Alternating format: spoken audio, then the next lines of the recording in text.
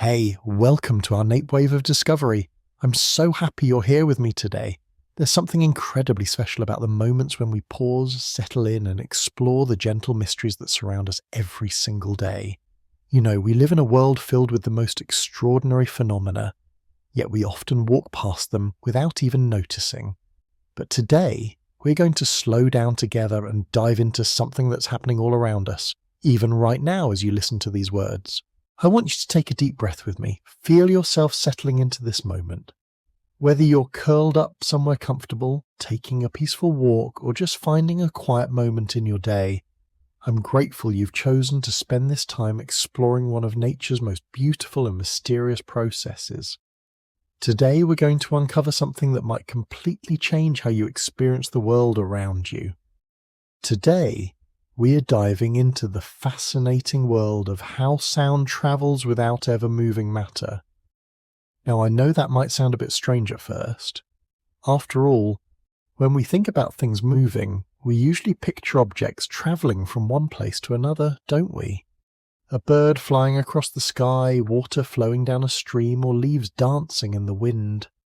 But sound, this invisible messenger that carries voices, music, laughter, and whispers, has a completely different kind of magic to it. Think about this for a moment. Right now, as these words reach your ears, something absolutely remarkable is happening. The sound of this voice began as vibrations, traveled through space, and somehow arrived at your ears without a single piece of matter actually making that journey. It's like having a messenger who can deliver a letter without ever leaving home. Isn't that wonderful? Let me paint you a picture of something you've experienced countless times, but perhaps never really thought about deeply. Imagine you're sitting by a still pond on a calm morning. The water is like glass, perfectly smooth and peaceful. Now you pick up a small pebble and gently drop it into the center of that serene water. What happens next is pure magic, and it's going to help us understand one of the most beautiful secrets of our universe. The moment that pebble touches the water's surface, something extraordinary begins. Ripples start to spread outward in perfect circles, growing larger and larger as they move away from where the stone disappeared beneath the surface. These ripples travel all the way to the edges of the pond, and if you had a tiny leaf floating on the water's surface, you'd see something fascinating. As each ripple passes under the leaf bobs up and down, but it doesn't travel with the ripple. It stays right where it is, just dancing gently in place. This is exactly what happens with sound, and it's so beautifully elegant that it almost feels like poetry written in the language of physics. The ripples in the water represent waves of energy moving outward, while the water itself, like that little leaf, stays essentially where it is. The energy travels, but the matter through which it travels remains in place, just moving up and down, back and forth in its own gentle dance. Sound works in precisely the same way, except instead of water ripples, we have pressure waves moving through the air or through whatever material the sound is traveling through. When you speak, your vocal cords vibrate, creating tiny changes in air pressure. These pressure changes ripple outward, just like those pond ripples, carrying the energy of your voice through space. But here's the truly amazing part. The air molecules that were right next to your mouth when you started speaking don't actually travel to the listener's ear. They stay right there, just passing the message along like a relay race where the runners never leave their positions. This concept is so fundamental to understanding our world, yet it's also so gentle and natural that once you grasp it, you'll start seeing this same pattern everywhere. It's happening right now as you read these words. It happened when you heard your morning alarm, when a bird sang outside your window, when music filled your room, or when someone called your name from across the house. Every single time energy was traveling while matter stayed home. Let's explore this a little deeper, because the more we understand this process, the more miraculous it becomes. Imagine you have a long line of people standing arm's length apart, stretching from one side of a large field to the other. Now, let's say the person at one end wants to send a message to the person at the far end. Instead of walking across the field themselves, they simply tap the shoulder of the person next to them. That person then taps the next person's shoulder, and so on until the tap reaches the person at the other end. In this analogy, the message travelled across the entire field, but not a single person left their original position. They all stayed exactly where they were, just participating in this beautiful relay of communication. This is remarkably similar to how sound travels through any medium, whether it's air, water, or even solid materials like wood or metal. Now, let's step into the invisible world that surrounds us every moment of every day. The air around you right now is teeming with activity that's so small and so fast that we can't see it with our eyes, but it's absolutely essential to understanding how sound moves through our world. If we could shrink ourselves down to a molecular level and float around in the air near your face, we'd witness something absolutely extraordinary. The air isn't empty space at all. It's filled with billions upon billions of tiny molecules, mostly nitrogen and oxygen, all moving around in what looks like the most energetic, chaotic dance you could imagine. These molecules are bouncing off each other constantly, moving at speeds that would make a race car seem like it's standing still. At room temperature, air molecules are zipping around at about 500 meters per second. That's faster than the speed of sound itself, which might seem confusing at first, but bear with me, because this apparent contradiction actually holds the key to understanding something beautiful. Here's where it gets really interesting. Even though these individual molecules are moving incredibly fast in random directions, bumping into each other millions of times per second, they don't actually go very far from their starting point. It's a bit like being in a crowded room where everyone is constantly bumping into each other and changing direction. You might move very quickly between collisions, but you don't actually travel very far from where you started, because you keep getting knocked in different directions. So when we say that sound travels through air without the air itself moving, what we really mean is that while the individual molecules continue their frantic random dance in roughly the same location, they also participate in something much more organised and purposeful, the transmission of pressure waves. Let me help you visualise this with another gentle analogy. Imagine a wheat field on a breezy day. If you've ever seen this, you know how beautiful it is. Waves seem to flow across the field, moving from one end to the other in graceful rolling motions. But if you focus on any individual stalk of wheat, you'll notice that it's not actually travelling across the field. It's swaying back and forth in place, bending with the wind but staying rooted in its own spot. The wave pattern travels across the field, but each piece of wheat stays where it is. This is exactly what happens when sound moves through air. The air molecules are like those wheat stalks, staying essentially in their local area, but participating in a wave pattern that travels through the entire medium. When your vocal cords vibrate, they compress the air molecules right next to them, pushing them a tiny bit closer together. These compressed molecules then push against their neighbours, which push against their neighbours, and so on. But here's the truly elegant part. After each molecule gets pushed and does its own pushing, it bounces back toward its original position, just like a spring that's been compressed and then released. This creates not just areas of compression, but also areas where the molecules are spread a little farther apart than usual, called rarefactions. These regions of higher and lower pressure travel through the air as waves, carrying energy and information, while the air molecules themselves just wiggle back and forth around their home positions. This process happens so smoothly and efficiently that sound can travel hundreds of meters through air, carrying complex information like the subtle nuances of a human voice, the intricate harmonies of music, or the delicate sounds of nature, all while the air through which it travels remains essentially stationary. It's like having a perfectly choreographed dance, where every participant knows exactly when to move and when to rest, creating something beautiful and functional without anyone leaving their place in the formation. Now, let's explore the beautiful mathematical poetry that governs how sound moves through our world. Don't worry, we're not going to dive into complex equations or anything that might make your head spin. Instead, I want to show you how elegantly simple the fundamental principles are, and how they create this amazing phenomenon we call sound. At its heart, sound is all about rhythm and repetition, just like your heartbeat, or the gentle rhythm of your breathing, or the way waves lap against the shore. Sound has its own rhythmic patterns that are both predictable and beautiful. When something vibrates, it moves back and forth in a regular pattern, and this pattern is what we call frequency. Think about a guitar string for a moment.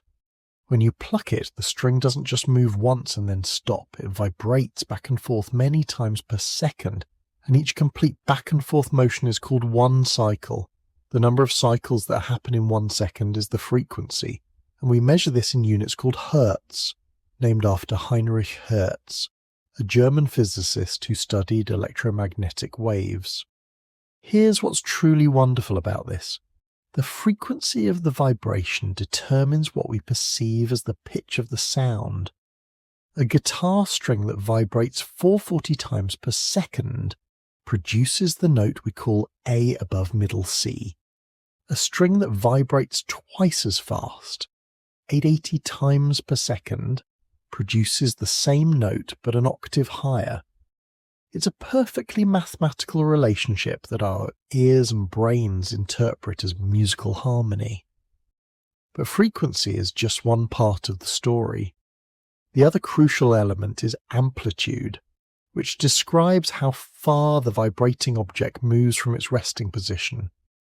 If you pluck a guitar string gently, it vibrates with a small amplitude, creating a soft sound.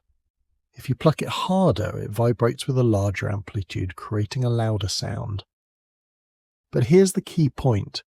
Whether the sound is loud or soft, the frequency remains the same, and so does the speed at which the sound wave travels through the air. This brings us to one of the most elegant aspects of wave behavior. In air at room temperature, sound waves travel at approximately 343 meters per second, or about 767 miles per hour. This speed is remarkably consistent regardless of whether we're talking about the deep rumble of thunder, the high pitch of a piccolo, or the complex mixture of frequencies in human speech. The waves all travel at the same speed, but they have different frequencies and amplitudes that give them their unique characteristics. Now here's where the mathematical beauty really shines. There's a simple relationship between the speed of sound, the frequency of the wave, and the wavelength, which is the distance between two consecutive peaks or troughs in the wave pattern. This relationship can be expressed as speed equals frequency multiplied by wavelength. It's elegant in its simplicity, yet it governs everything from the deepest bass notes to the highest whistle. Let's make this concrete with an example that you can almost feel. A low bass note with a frequency of about 55 Hz, which is roughly the lowest note on a bass guitar, has a wavelength of about 6.2 meters. That means the distance from one compression peak to the next is over 20 feet. On the other hand, a high-pitched sound at 500 Hz has a wavelength of only about 6.2 centimeters, or roughly 2.5 inches.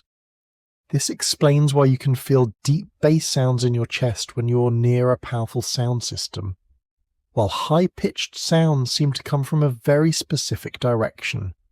The long wavelengths of bass sounds wrap around obstacles and fill spaces in a way that short wavelengths cannot.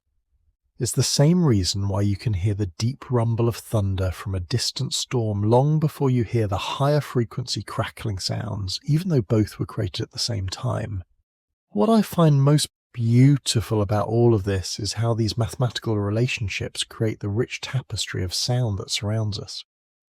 Every voice you hear, every piece of music, every sound in nature is created by combining different frequencies and amplitudes in complex patterns. Your brain is constantly analyzing these mathematical relationships and turning them into meaning, emotion, and understanding. One of the most fascinating aspects of how sound travels is that it absolutely must have something to travel through. Sound cannot exist in a perfect vacuum, and this fact tells us something profound about the nature of sound itself. Unlike light, which can travel through the empty space between stars, sound is entirely dependent on having matter present to carry its message. This might seem like a limitation, but it's actually what makes sound so beautifully versatile and rich in character. Different materials carry sound in different ways, and each medium adds its own flavour to the acoustic experience. When you speak in a large cathedral, the sound of your voice is shaped by the stone walls, the high ceilings, and the air itself. When you speak underwater in a swimming pool, your voice takes on a completely different character because water is a much denser medium than air. Let's explore how different materials handle sound, because this is where we really start to see the elegance of wave behaviour in action. In gases like air, the molecules are relatively far apart and move around quite freely. When a sound wave passes through air, the molecules can compress and spread out relatively easily, but because they're not tightly packed, they don't transmit the wave very efficiently. This is why sound travels at a moderate speed through air. Water tells a different story entirely. Water molecules are much more closely packed than air molecules, and they're held together by hydrogen bonds that make them want to stick together. When a sound wave tries to compress water, the molecules resist much more strongly than air molecules do. But here's the interesting trade-off. Because the molecules are so much closer together, they can transmit the wave much more efficiently from one to the next. The result is that sound travels about 4 times faster in water than in air, roughly 1/500 meters per second, compared to 343 meters per second in air. Solid materials take this even further. In steel, for example, the atoms are locked into rigid crystal structures, held in place by incredibly strong metallic bonds. When a sound wave enters steel, it encounters atoms that are not only very close together, but also very reluctant to move out of their positions. The wave travels through this rigid structure at an astounding 560 meters per second, more than 17 times faster than through air. This explains why, if you've ever put your ear to a railroad track, you can hear an approaching train long before you can hear it through the air. The sound waves are racing through the steel rails much faster than they can travel through the air above. It's also why sounds seem different when you hear them through walls or floors. The solid materials are carrying the sound waves, but they're also filtering and changing them in ways that air cannot. But here's what I find most remarkable about all of this. In every case, whether we're talking about air, water, steel, or any other material, the fundamental principle remains the same. The matter itself isn't travelling from the source to your ear. Instead, each tiny piece of matter is just vibrating in place, passing the energy along to its neighbours in an incredibly efficient relay system. Think about what this means for a moment. When you listen to a symphony orchestra, the sound of each instrument travels through the air to reach your ears, but the air molecules that were vibrating next to the violin when the musician drew the bow across the strings are still there, near the violin. They didn't travel to your seat in the concert hall. Instead, they participated in an invisible chain reaction that carried the energy and information of that beautiful music across the space between the stage and your ears. This principle works at every scale, from the tiniest whisper to the most powerful sounds in nature. When a whale sings in the deep ocean, Its song can travel for hundreds of miles through the water, carrying complex messages to other whales. But the water molecules that were vibrating next to the whale's vocal cords stay right there in the ocean near the whale. The song travels, but the ocean itself remains where it is, just participating in this ancient and beautiful form of long-distance communication. Even more amazing is how this process preserves information with incredible fidelity.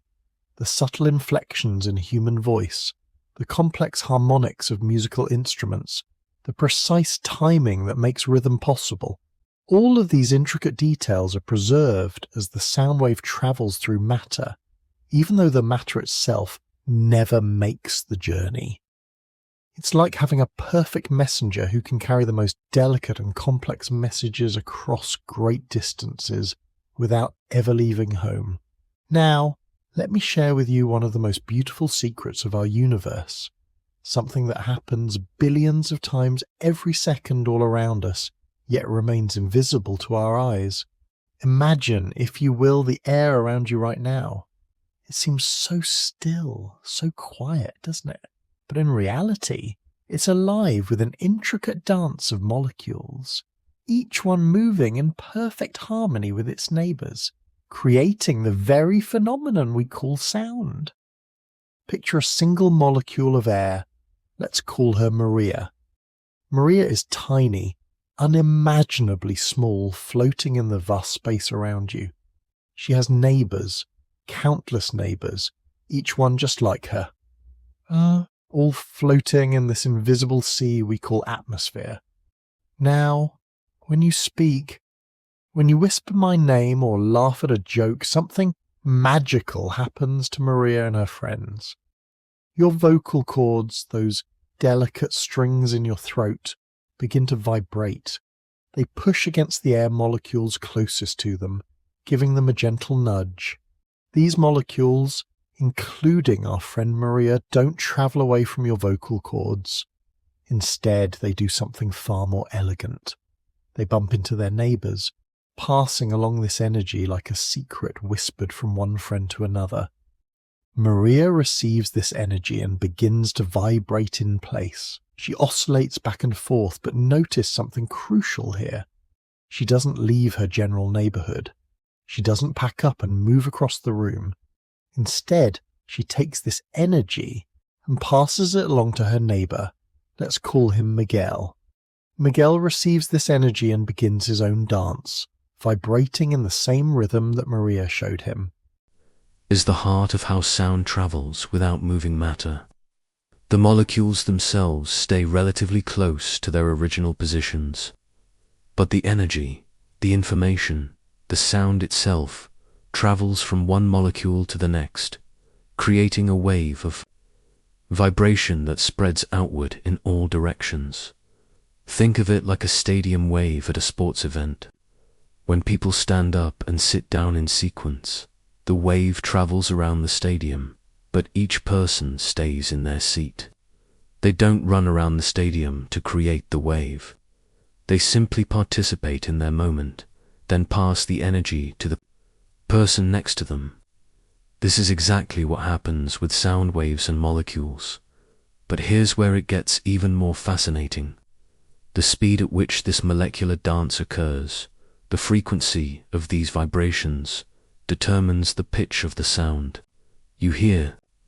When Maria and her friends vibrate quickly, many times per second, you hear a high-pitched sound, like a bird's chirp or a piccolo song.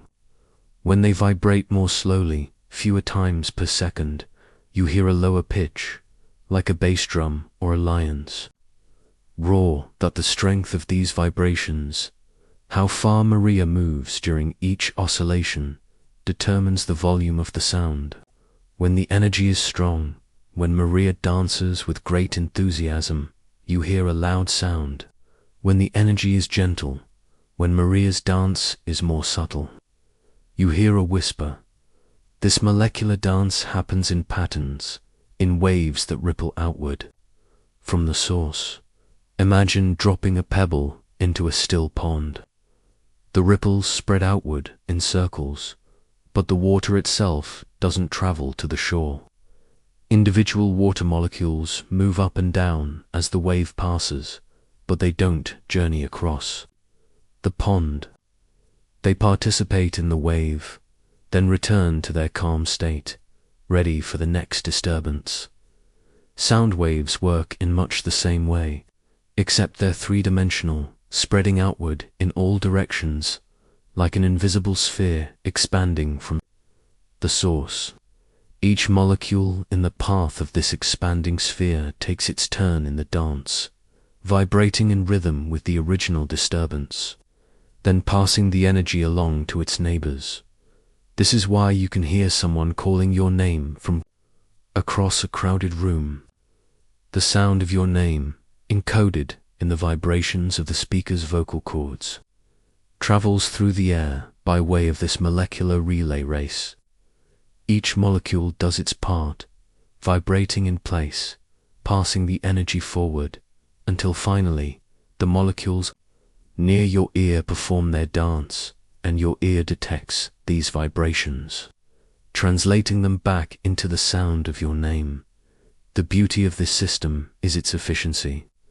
No molecule has to travel the entire distance from the speaker to your ear. Instead, the energy travels through the medium of air, using the molecules as a transmission system. It's like a letter that gets passed from person to person across a town, with each person simply handing it to their neighbor until it reaches its destination. One of the most enchanting aspects of sound is its speed, and how this speed reveals so much about the world around us. You know when you see lightning flash across the sky, and then wait for the thunder to follow, you're witnessing this beautiful principle in action. Light travels so quickly that you see the lightning almost instantly, but sound travels much more slowly, taking its time to reach you through the molecular dance we just explored. Sound travels through air at about 343 meters per second, or roughly 1,125 feet per second. That might seem fast, but compared to light, which travels at about 300 million meters per second, sound is taking a leisurely stroll. This difference in speed is what creates that delay between the lightning flash and the thunder that follows. But here's something wonderful to consider. The speed of sound isn't constant. It changes depending on the medium it's traveling through, the temperature, and even the humidity of the air. On a warm summer day, sound travels slightly faster than on a cold winter morning. This happens because the molecules in warm air are more energetic, more eager to participate in the dance, and they pass the energy along more quickly. When sound travels through different materials, the speed changes dramatically. In water, sound travels about 4 times faster than in air, reaching speeds of around 1,500 meters per second. The molecules in water are packed more closely together than in air, so they can pass the energy along more efficiently, like people. Standing closer together in a line can pass a message more quickly. In solid materials like steel or glass, sound travels even faster, sometimes reaching speeds of over 5,000 meters per second. The molecules in solids are locked in rigid structures, held tightly together by strong bonds. When one molecule vibrates, it immediately affects its neighbors, creating a very efficient transmission system for sound energy. This is why you might hear a train approaching by placing your ear to the railroad tracks long before you can hear it through the air. The sound waves travel through the solid steel much faster than they travel through the air, giving you an early warning of the train's approach. Native peoples around the world have used this principle for centuries, placing their ears to the ground to detect approaching horses or buffalo, or to listen for underground water sources. They understood instinctively that sound travels differently through different materials, and they used this knowledge to gather information about their environment. The speed of sound also explains why we can use it to measure distances. Bats do this naturally, using echolocation to navigate in complete darkness. They emit high-frequency sounds and listen for the echoes that bounce back from objects around them. By measuring the time it takes for the echo to return, they can calculate exactly how far away an object is. Humans have learned to use this same principle in sonar systems, which help ships navigate underwater, and in medical ultrasound, which allows doctors to see inside our bodies without surgery. In each case, we're using the predictable speed of sound to measure distances and create images of things we cannot see directly. The speed of sound also affects how we experience music and speech. When you're sitting far from a speaker at a concert, you might notice that the sound seems slightly delayed compared to what you see on stage. This is because light reaches you almost instantly, but sound takes time to travel through the air. Sound engineers know about this and often place speakers throughout large venues to ensure that everyone hears the music at the same time. Temperature gradients in the atmosphere can bend sound waves, causing them to travel in curved paths rather than straight lines. On a quiet night, you might hear sounds from surprisingly far away, as the cooler air near the ground bends the sound waves back down toward the earth, extending their range. This is why sounds often seem to carry farther at night than during the day. Wind can also affect the speed and direction of sound waves. When sound travels with the wind, it moves faster.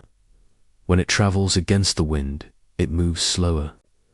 This is why you might hear an airplane more clearly when it's flying with the wind toward you, and why voices seem to carry better when the wind is at your back. All of these variations in the speed of sound remind us that sound is not just a simple vibration, but a complex interaction between energy and matter, affected by temperature, pressure, humidity, and the physical properties of the medium through which it travels. Each of these factors influences how the molecular dance unfolds, how quickly the energy passes from one molecule to the next, and ultimately, how we perceive the sounds around us. There's a hidden language all around us, spoken not in words but in vibrations, not in sentences but in frequencies. Every sound you've ever heard, from the lowest rumble of thunder to the highest chirp of a cricket, is part of this vast vocabulary of vibrations. And the most beautiful part is that this language is universal, understood by every ear, every surface, every molecule capable of participating in the dance of sound. Let me guide you through this invisible spectrum, this rainbow of sound that surrounds us every moment of our lives. Just as light has its spectrum of colors, from red to violet, sound has its spectrum of frequencies, from the deepest bass to the highest treble. But unlike light, which we can see with our eyes, this acoustic spectrum exists in a realm we can only perceive through our sense of hearing. At the very bottom of this spectrum, in the realm of the ultra-low frequencies, we find sounds so deep that we feel them more than hear them. These are the frequencies below about 20 cycles per second, what scientists call infrasound. Elephants use these ultra-low frequencies to communicate across vast distances, their calls traveling through the ground and air for miles, carrying messages of danger, food, or family gatherings. When earthquakes occur, they generate infrasonic waves that travel around the entire planet, carrying the Earth's distress call to sensitive instruments thousands of miles away. These waves move through the solid rock of our planet, the molecules in the Earth's crust participating in a slow, powerful dance that can be detected by seismographs on the other side of the world. Moving up in frequency, we enter the range of human hearing, starting at around 20 cycles per second. This is where the deep, rumbling bass notes live. The frequencies that make your chest vibrate when you stand near a powerful speaker. The molecules in the air vibrate slowly, creating these low-frequency waves that we perceive as bass tones. As we move higher in frequency, we encounter the rich middle ranges where most human speech occurs. The vowels in your voice, the consonants that give meaning to your words, all exist in this middle range of frequencies. When you say the word hello, your vocal cords create a complex mixture of frequencies that combine to form the unique sound of your voice. Men's voices typically contain more energy in the lower frequencies, while women's voices contain more energy in the higher frequencies. But every voice is unique, a personal signature written in the language of vibrations. The slight differences in the shape of your throat, the length of your vocal cords, the way you position your tongue and lips, all contribute to the unique frequency pattern that makes your voice unmistakably yours. Higher still in the frequency spectrum, we find the crystal clear tones of the soprano, the bright chime of a bell, the cheerful chirping of songbirds. These high-frequency sounds are created by rapid vibrations, molecules dancing quickly back and forth, creating the bright, penetrating tones that can cut through background noise. At the very top of human hearing, around 20,000 cycles per second, we reach the threshold of ultrasound. Beyond this point, the molecular dance becomes so rapid that our ears can no longer perceive it. But many animals live in this ultra-high frequency world. Dogs can hear sounds up to about 65,000 cycles per second, which is why they respond to dog whistles that are silent to our ears. Dolphins and whales have pushed this even further, using ultrasonic clicks and whistles to navigate and communicate in the murky depths of the ocean. Their sophisticated sonar systems can detect objects as small as a coin from considerable distances, using the echoes of their ultra-high frequency calls to build detailed mental maps of their underwater world. Bats, perhaps the most accomplished ultrasonic navigators, use frequencies that can reach up to 200,000 cycles per second. They create these sounds by rapidly vibrating specialized structures in their throats, then listen to the echoes with ears that are perfectly tuned to receive these ultra-high frequencies. The speed and precision of their echolocation system is so advanced that they can distinguish between different types of insects in flight, avoiding obstacles while pursuing their prey with remarkable accuracy. But frequency is more than just a measure of how fast molecules vibrate. It's also the key to understanding resonance, one of the most beautiful phenomena in the world of sound. Every object, every structure, every system has its own natural frequency, the rate at which it wants to vibrate when disturbed. A wine glass has a natural frequency, determined by its size, shape, and the thickness of its walls. When you run a wet finger around the rim, you're exciting the glass at its natural frequency, causing it to sing its own unique note. The molecules in the glass vibrate in harmony, creating a pure tone that can be both beautiful and, if loud enough, destructive.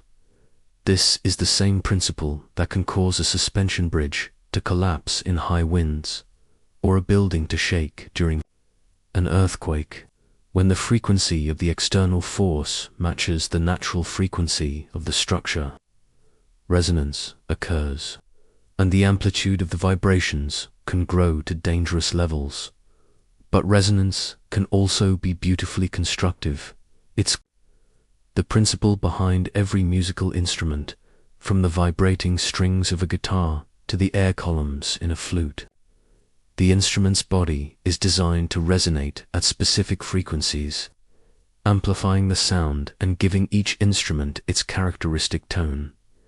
Your own body is a resonance system, with your chest cavity, your sinuses, and your throat all contributing to the unique resonant characteristics of your voice. When you speak or sing, you're creating a complex interplay of frequencies and resonances that gives your voice its distinctive character. Even your ears are resonant systems, with the shape of your ear canal and the size of your eardrum naturally emphasizing certain frequencies. This is why music sounds different to each person, why you might hear subtleties in a song that others miss, or why certain frequencies might seem particularly pleasant or unpleasant to your ears. Sound waves have their own architecture, their own geometry, their own rules of construction that are as elegant as any building ever designed. When we look at a sound wave, we're seeing the blueprint of vibration itself, the mathematical poetry that describes how energy moves through space and time without carrying matter along with it. Imagine, if you will, a gentle sine wave, that smooth, flowing curve that rises and falls like the surface of a calm ocean. This is the purest form of sound, a single frequency vibrating at a constant amplitude. It's the sound of a tuning fork, the hum of a perfectly tuned instrument, the mathematical ideal of acoustic energy. This wave has several key features that define its character. The wavelength is the distance between one peak and the next, the physical space that one complete cycle of vibration occupies. In air, a wave with a frequency of 440 cycles per second. The musical note, A above middle C, has a wavelength of about 78 centimeters, roughly the length of a guitar. The amplitude of the wave, the height of its peaks and the depth of its valleys, determines how loud the sound appears to us. A larger amplitude means the molecules are vibrating with greater energy, creating a more intense sound. But here's something fascinating. Doubling the amplitude doesn't double the perceived loudness. Our ears respond to sound intensity in a logarithmic way, which means that a sound needs to be about 10 times more intense to seem twice as loud. This logarithmic response is why we measure sound in decibels, a scale that compresses the enormous range of sound intensities into a more manageable scale. The quietest sound you can hear, the threshold of human hearing, is defined as 0 decibels. A whisper is about 20 decibels, normal conversation is around 60 decibels, and a rock concert might reach 120 decibels or more. But real-world sounds are rarely pure sine waves.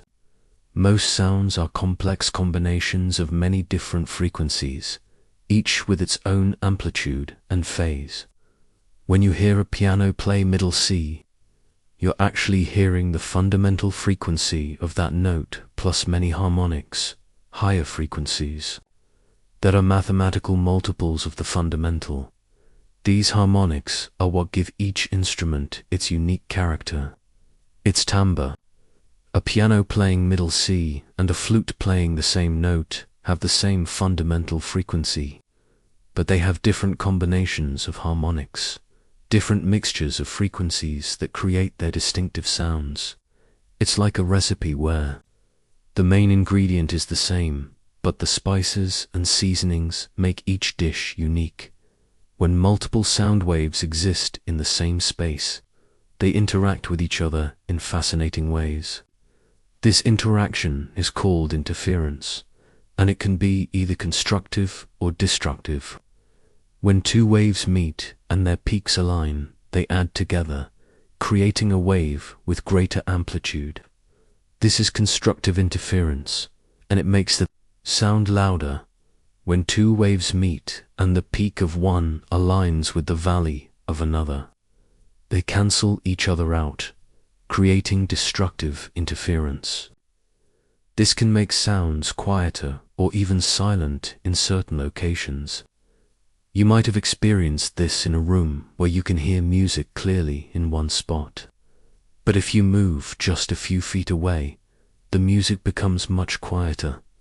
This interference pattern creates what acousticians call a standing wave pattern. Areas where the sound is consistently louder or quieter due to the way the waves interact. Concert halls are designed with this in mind, with their shape, size, and surface materials all carefully chosen to create the most pleasing interference patterns for the audience. Sound waves also have the remarkable ability to bend around obstacles, a phenomenon called diffraction. When a sound wave encounters an obstacle, it doesn't simply stop or bounce back.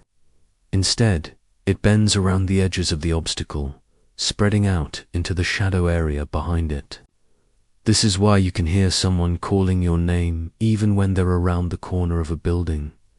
The amount of bending depends on the relationship between the wavelength of the sound and the size of the obstacle. Low-frequency sounds, with their long wavelengths, bend around obstacles more easily than high-frequency sounds with short wavelengths. This is why the bass from a neighbor's stereo might penetrate walls more easily than the treble. Why you hear the rumble of distant thunder more clearly than the sharp crack of nearby lightning. When sound waves encounter a surface, several things can happen. Some of the energy might be reflected back, creating an echo. Some might be absorbed by the surface, converted into heat energy and lost. And some might be transmitted through the surface, continuing its journey on the other side. The proportion of energy that's reflected, absorbed, or transmitted depends on the properties of the surface and the frequency of the sound. Hard, smooth surfaces like concrete or glass reflect most of the sound energy, which is why empty rooms sound so echoey. Soft, porous surfaces like carpet or acoustic foam absorb much of the sound energy, which is why these materials are used. To reduce noise, this reflection and absorption of sound waves is what creates the acoustic character of every space. A cathedral with its hard stone surfaces and high ceilings creates long, reverberant echoes that can make a single voice sound like a choir. A recording studio with its carefully designed acoustic treatments creates a dead space where sounds are absorbed quickly, allowing for precise recording without unwanted echoes. The study of how sound waves behave in different spaces is called acoustics, and it's both an art and a science. Acoustic engineers use mathematical models to predict how sound will behave in a space, but they also rely on their ears and experience to fine-tune the acoustic environment. Every room has its own acoustic signature, its own way of shaping the sound waves that enter it. The size of the room, the shape of the walls, the materials used in construction, even the furniture and decorations all contribute to this acoustic fingerprint. When you walk into a space, your ears immediately begin to analyze these acoustic characteristics, helping you understand the size and nature of the environment. Even before your eyes have fully adjusted, every moment of your life is accompanied by a complex symphony of sound waves, each one carrying information, each one contributing to your understanding of the world around you. Right now, as you read these words, there's an entire acoustic landscape surrounding you. A three-dimensional tapestry of vibrations that your brain is constantly processing and interpreting. Listen carefully to the sounds around you. Perhaps you hear the gentle hum of an air conditioning unit, the distant murmur of traffic, the soft whisper of wind through trees, or the quiet ticking of a clock. Each of these sounds is telling you something about your environment, providing clues about distance, direction, and the nature of the objects around you. The hum of electrical devices creates a constant background of 60-cycle vibrations. fundamental frequency of the electrical power grid. This sound is so pervasive in modern life that we rarely notice it, but it's always there, a subtle reminder of the electrical energy that powers our world. The transformers that step down high-voltage power lines, the motors in refrigerators and air conditioners, the ballasts in fluorescent lights, all contribute to this electrical symphony. When you walk across a floor, your footsteps create a complex pattern of sound waves that carry information about the surface you're walking on. Hardwood floors create sharp, resonant sounds that reflect the solid, rigid nature of the wood. Carpet absorbs much of the sound energy, creating muffled footsteps that tell you about the soft, porous nature of the material. Concrete creates a different signature altogether, with its own characteristic reflection and absorption patterns. Your brain uses these acoustic cues, often unconsciously, to build a mental map of your environment. This is why you can walk through your house in the dark without bumping into walls, why you can tell whether you're in a large room or a small closet just by the way your voice sounds, why the acoustic environment of a space feels familiar or foreign. The sounds of nature create their own complex acoustic landscapes. In a forest, the rustling of leaves creates a broadband sound, a mixture of many frequencies that change constantly as the wind shifts and varies. The chirping of birds adds higher frequency content, with each species having its own characteristic frequency range and calling pattern. Water creates its own unique acoustic signature. The babbling of a brook, the crash of ocean waves, the patter of rain on leaves, each of these sounds has its own spectral characteristics, its own way of encoding information about the water's volume, speed, and the surfaces it's interacting with. The sound of flowing water is particularly interesting because it's an example of what acousticians call pink noise, a type of sound where the energy is distributed across frequencies in a specific mathematical relationship. This type of sound is often perceived as pleasant and relaxing, which might explain why the sound of a fountain or a gentle stream is so soothing to many people. Human-made sounds add their own layers to this acoustic environment. The rumble of car engines, the whir of airplane propellers, the beeping of electronic devices. All of these sounds carry information about the technology around us. A car engine's sound can tell you about its size, its condition, and how hard it's working. An airplane's sound can give you clues about its altitude, its direction of travel, and even its type. The acoustic environment of cities is particularly complex, with thousands of sound sources combining to create the urban soundscape. Traffic creates a constant background of low-frequency rumble, punctuated by the higher frequencies of horns, sirens, and squealing brakes. Construction work adds its own percussive elements with the rhythmic pounding of hammers and the high whine of power tools. Even the sounds of silence are interesting. What we perceive as quiet environments are rarely truly silent. There's usually some background sound, some subtle acoustic activity that defines the space. The silence of a library is different from the silence of a forest, which is different from the silence of an empty room. Your voice is perhaps the most sophisticated sound source in your environment. When you speak, you're creating a complex acoustic signal that carries not just the words you're saying, but information about your emotional state, your health, your regional accent, and even your social background. The slight variations in frequency, the timing of pauses, the emphasis you place on certain syllables, all of these acoustic details combine to create the rich, nuanced communication system we call speech.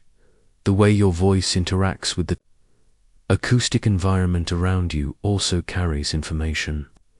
In a small room, your voice might sound intimate and close.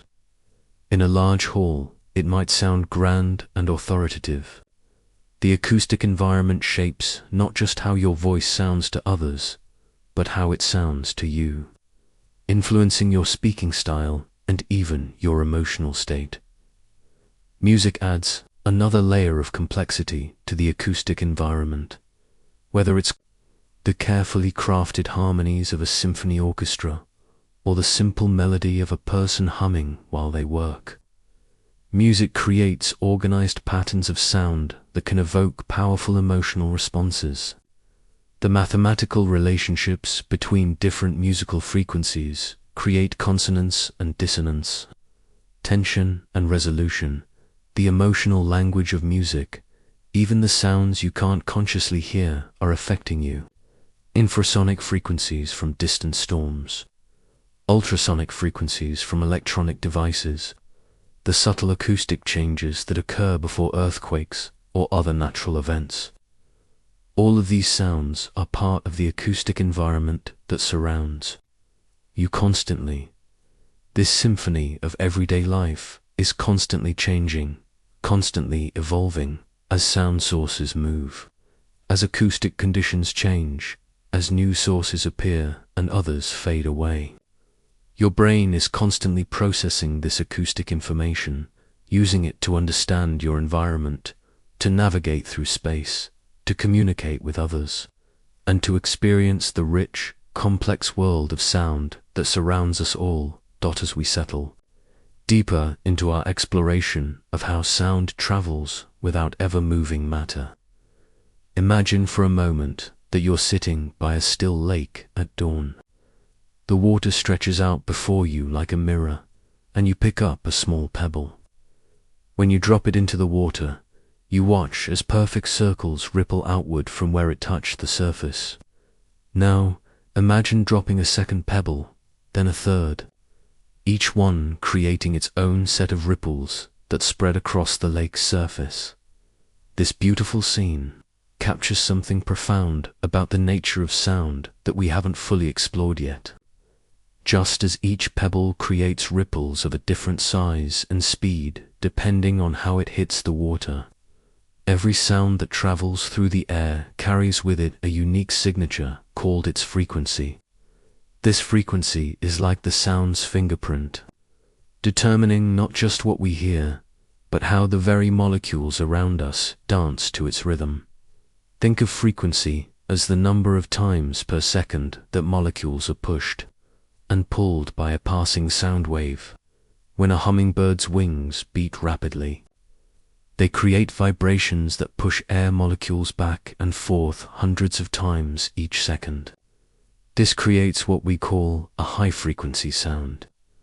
When a large elephant trumpets, its massive vocal cords move much more slowly, creating vibrations that push and pull air molecules only a few dozen times per second, resulting in a low-frequency sound. But here's where the magic truly begins to unfold. Every material in our world, from the wooden desk you might be sitting at to the glass in your window, from the metal in your car to the very bones in your body, has what scientists call a natural frequency.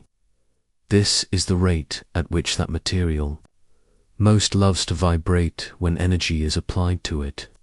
It's as if every substance in the universe is a musician with a favorite note they're always ready to sing. Picture a child on a swing in a playground. If you push the swing randomly, sometimes forward, sometimes backward, with no particular timing, the child won't go very high. But if you time your pushes perfectly, giving the swing a gentle nudge at just the right moment in its arc, the child will soar higher and higher with each push. This is exactly what happens when a sound wave's frequency matches a material's natural frequency. The material begins to vibrate more and more intensely, even though the original sound might have been quite gentle. This phenomenon, called resonance, is happening all around us every moment of every day. creating an invisible symphony of vibrations that most of us never notice. When you speak, your vocal cords create sound waves that travel through the air, without moving any air molecules permanently from one place to another. But when these sound waves reach your chest cavity, some of them match the natural frequency of the airspace inside your ribcage. And suddenly, that space begins to resonate, amplifying certain frequencies and giving your voice its unique timbre and richness. The wooden body of a violin works in much the same way. When a musician draws the bow across the strings themselves create relatively quiet vibrations. But the wooden body of the violin has been carefully crafted so that its natural frequencies match and amplify the frequencies created by the strings. The wood doesn't move from its place, but every molecule within it dances to the rhythm of the strings' vibrations, creating the beautiful, full sound that fills a concert hall. Consider how remarkable this is. The bow touches the string vibrates and pushes air molecules. Those air molecules push other air molecules, which push against the wooden body of the violin, which begins to resonate without a single molecule of wood actually traveling anywhere. The energy flows through the system like a river of pure vibration, each material adding its own voice to the symphony, while remaining exactly where it is. This dance of frequencies becomes even more fascinating when we consider how different materials respond to different frequencies. Imagine you're walking through a forest after a thunderstorm. You hear the rumble of distant thunder, a deep, low-frequency sound that seems to come from everywhere at once. This low-frequency sound travels easily through the dense trees, the thick air, and even through your body, because low frequencies are like gentle giants. They have the power to push through obstacles that would stop higher frequencies in their tracks. But then you hear the sharp crack of a branch breaking high in the tree canopy above you. This high-frequency sound is crisp and directional. You can pinpoint exactly where it came from because high frequencies are like precise messengers, carrying detailed information but unable to travel as far or penetrate as deeply as their low-frequency cousins. The molecules in the air respond differently to these high-frequency vibrations, oscillating rapidly back and forth in tight, quick movements rather than the slow, powerful movements of low-frequency sounds. This difference in how materials respond to various frequencies is what allows us to hear the world in such rich detail. When you listen to your favorite song, the deep bass notes are carried by low frequency sound waves that make the larger structures in your environment vibrate sympathetically. You might feel the bass in your chest, or notice how it makes the windows in your room vibrate slightly. Meanwhile, the high notes from the singer's voice are carried by high-frequency waves that dance quickly between the molecules in the air, creating the crisp, clear sounds that help you understand every word. The human ear has evolved to be incredibly sensitive to this wide range of frequencies. The tiny bones in your middle ear, the smallest bones in your entire body, are perfectly designed to vibrate in response to frequencies ranging from the deep rumble of an earthquake to the high-pitched whistle of a tea kettle. Each of these bones responds to different frequencies, working together like a sophisticated orchestra to translate the molecular dance of sound waves into the electrical signals that your brain interprets as hearing. But perhaps, most remarkably, your ear accomplishes all of this without any of the air molecules that carry the sound actually entering your ear canal and staying there. The sound waves push against your eardrum, causing it to vibrate at exactly the same frequency as the original sound source. These vibrations are passed along to the tiny bones, which amplify them and pass them on to the fluid-filled cochlea in your inner ear. Even there, in the depths of your hearing system, the process continues to be one of energy transfer rather than matter transfer. The fluid in your cochlea vibrates, but it doesn't flow from one place to another. Instead, it dances in place, creating pressure waves that stimulate the hair cells responsible for converting these mechanical vibrations into the electrical signals your brain recognizes as sound. As we dive deeper into this invisible world of vibrations, let's explore how the principle of resonance shapes the world around us in ways that might surprise you. Imagine you're standing in a beautiful cathedral, the kind with soaring stone arches and stained glass windows that paint the floor in colorful light. When the choir begins to sing, something magical happens. The stone walls, the wooden pews, the air in the vast space above your head all begin to vibrate in harmony with the voices, even though not a single molecule of stone or wood actually moves from its place. The architects who designed that cathedral understood something profound about how sound travels without moving matter. They knew that the shape and size of the space would determine which frequencies would be amplified and which would be dampened.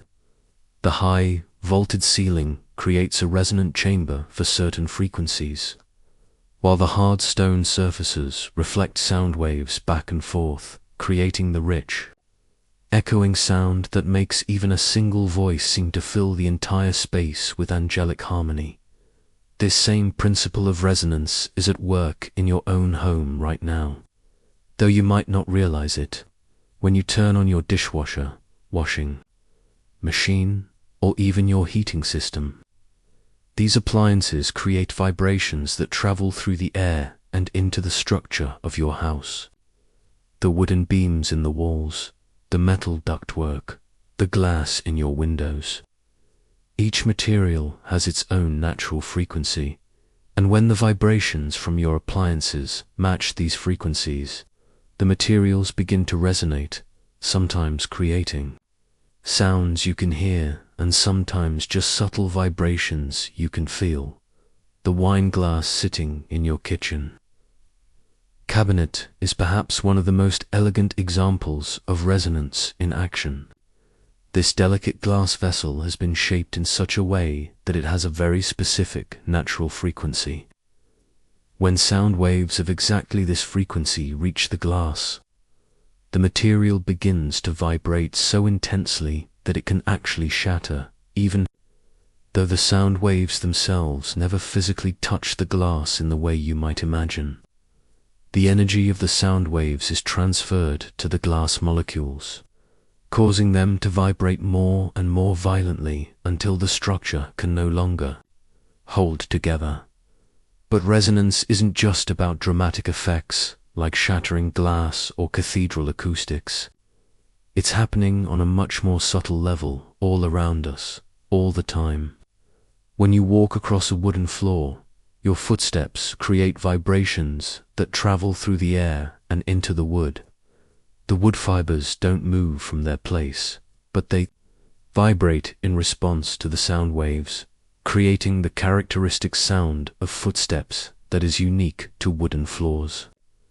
The same footsteps on a concrete floor would create a completely different sound, because concrete has different resonant properties than wood. Consider the delicate leaves on the trees outside your window. When the wind blows, it creates sound, waves that travel through the air and cause the leaves to flutter. But even on a completely still day, the leaves are constantly vibrating at a microscopic level in response to the countless sound waves passing through the environment. Birds singing, cars driving by, even the distant hum of an airplane passing overhead, all create vibrations that cause the leaves to dance ever so slightly, even though they remain firmly attached to their branches. This constant, subtle vibration of everything around us creates what scientists sometimes call the background resonance of our environment. It's a gentle, ever-present symphony of molecular motion that we don't usually notice, but that plays a crucial role in how we perceive and interact with the world around us. When you enter a room, part of what makes it feel familiar or foreign is the unique resonant signature of that space. The way sound waves bounce off the walls, furniture, and other objects, creating acoustic fingerprint that your brain processes unconsciously. The human body itself is a complex, resonant system. Your chest cavity, your skull, even the hollow spaces in your bones, all have natural frequencies that respond to the sound waves passing through your environment. When you speak, the vibrations created by your vocal cords don't just travel out through your mouth and into the air. They also travel through the tissues of your body, causing your chest to resonate with lower frequencies and your head to resonate with higher frequencies. This is why your voice sounds different to you than it does to others. You're hearing not just the sound waves traveling through the air, but also the sound waves traveling through the resonant chambers of your own body. This internal resonance is part of why music and sound can have such a profound emotional and physical effect on us. When you listen to a song with a strong bass line, you're not just hearing those low frequencies. You're feeling them as they cause your chest cavity to vibrate in sympathy. The phrase "feeling the music" is quite literally accurate. The sound waves are causing parts of your body to vibrate, creating physical sensations that your brain interprets as part of the musical experience. Even more remarkably, different emotions and mental states can actually change the resonant properties of your body. When you're stressed or anxious, the tension in your muscles changes how they respond to sound waves. When you're relaxed and calm, your body becomes more receptive to certain frequencies. This is part of why listening to certain types of music can be so effective for relaxation or meditation. The sound waves aren't just passing through your ears and into your brain. They're interacting with your entire body as a resonant system. The food you eat also plays a role in this resonant dance. When you bite into a crisp apple, the sound you hear isn't just the breaking of the apple's cellular structure. It's also the result of sound waves traveling through the apple, through the air, through the bones of your skull, and into your inner ear. The apple's cells have their own natural frequencies, and when they rupture, they create a complex pattern of vibrations that we perceive as the characteristic crunch of a fresh apple.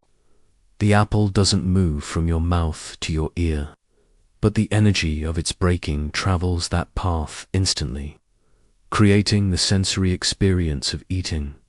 As we continue our gentle journey into the world of sound, traveling without moving matter, let's explore how different materials create a symphony of responses to the vibrations that surround us every day. Imagine you're a sound wave, a pulse of energy traveling through the air, and you're about to encounter a variety of different materials. Each one will respond to your presence in its own unique way, like different instruments in an orchestra, each adding its own voice to the grand composition of our acoustic environment. Let's begin with metal, that versatile material that forms so much of our modern world. When sound waves encounter metal, something beautiful happens. The metal's crystalline structure, with its orderly arrangement of atoms, creates a medium through which sound can travel with remarkable efficiency. The metal atoms don't leave their positions in the crystal lattice, but they vibrate in perfect harmony with the incoming sound waves, passing the energy along from one atom to the next like a perfectly choreographed dance. This is why when you tap a metal spoon against a metal pot, the sound rings out so clearly and travels so far. The metal isn't sending any of its material through the air to your ears, but it's converting the mechanical energy of your tap into acoustic energy so efficiently that every molecule in the pot participates in creating the sound. The larger the metal object, the more metal atoms there are to participate in this vibrational dance, which is why a large church bell can create such a rich, full sound that seems to fill the entire countryside. But metal's response to sound isn't just about creating sound, it's also about how it receives and processes the sound waves that reach it. When sound waves hit a metal surface, some of the energy is reflected back, creating echoes, while some is absorbed by the metal structure itself. The metal atoms vibrate in response to the incoming sound, but they don't move from their positions.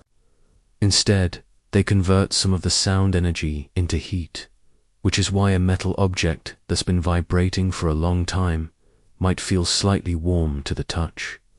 Now let's consider wood, that organic material that has been humanity's companion for millennia. Wood responds to sound in a completely different way than metal because of its unique internal structure. Wood is made up of long, hollow fibers that run along the grain of the tree. These fibers create natural resonant chambers, tiny spaces where sound waves can be amplified and modified without any of the wood actually moving from place to place. When you knock on a wooden door, the sound you hear is the result of these wood fibers vibrating in response to your knock.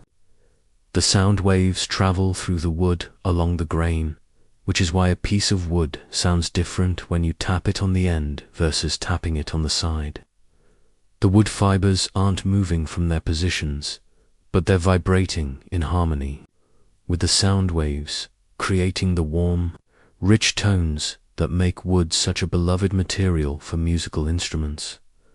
This is why a wooden violin or guitar sounds so different from a metal one. The wood fibers create a complex network of resonant chambers that amplify some frequencies while dampening others, giving each piece of wood its own unique acoustic signature.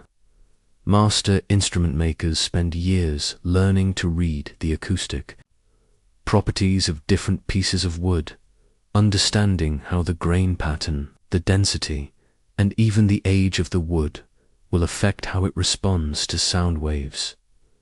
Glass presents us with yet another fascinating example of how materials respond to sound without moving matter.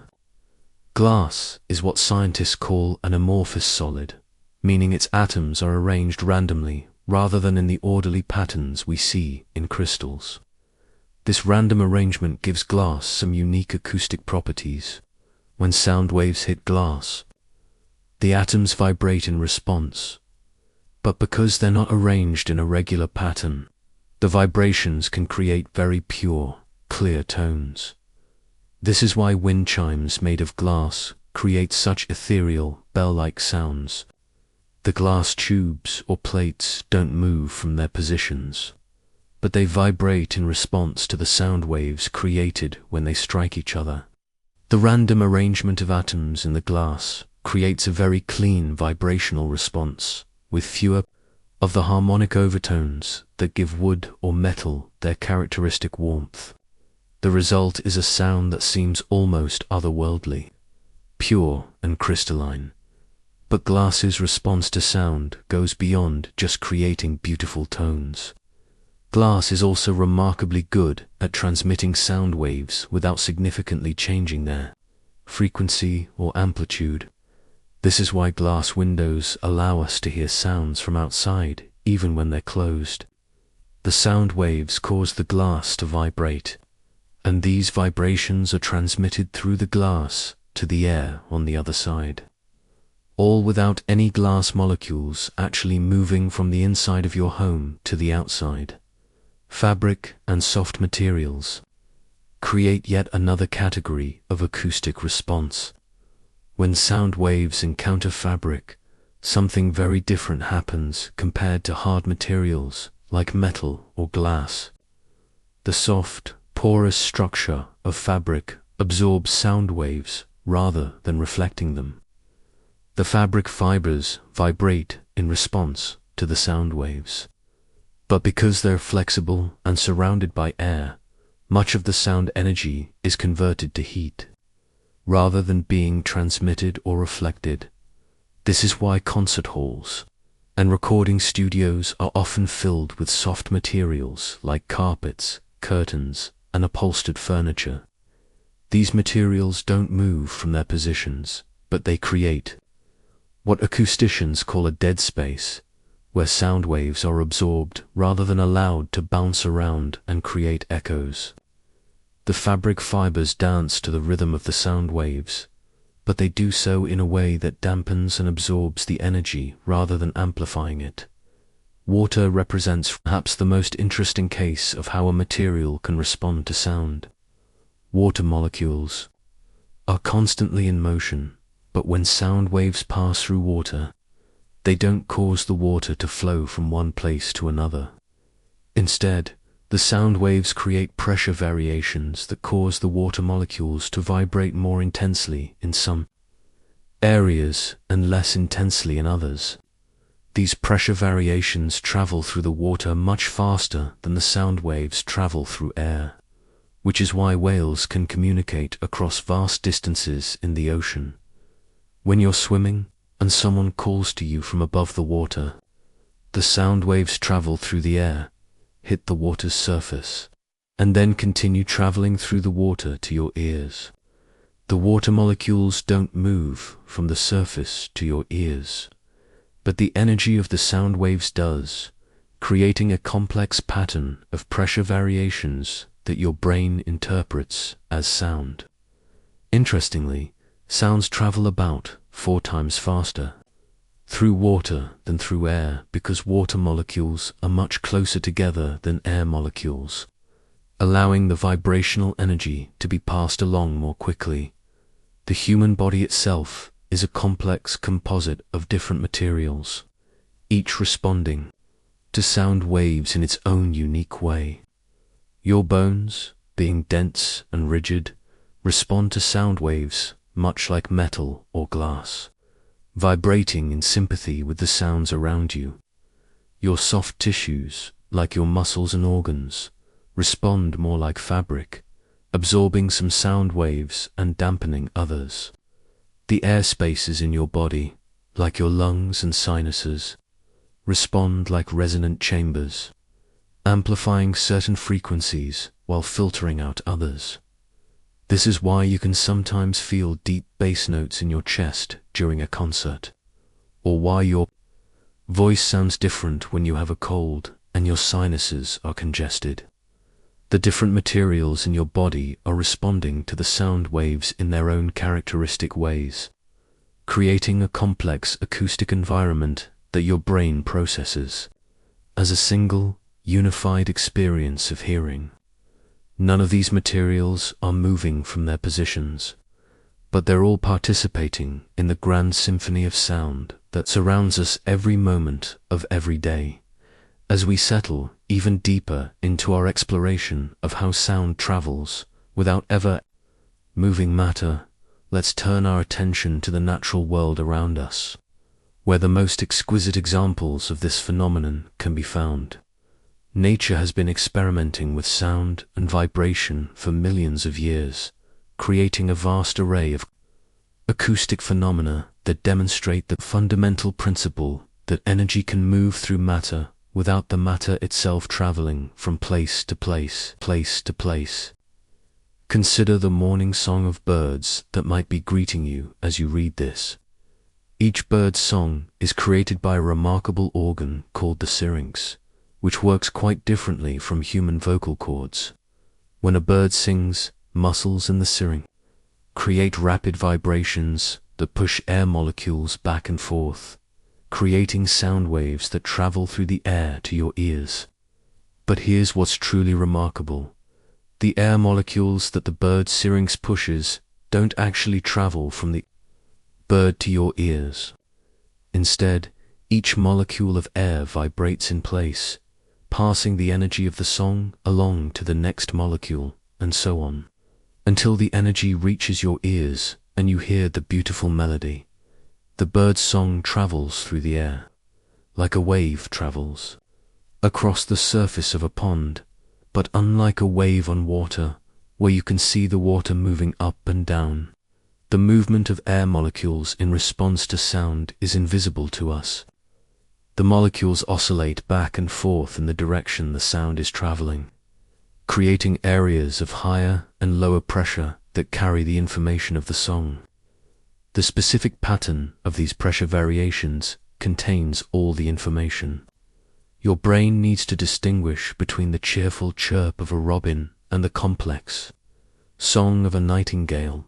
Trees and plants participate in this acoustic dance in ways that are only beginning to be understood by science.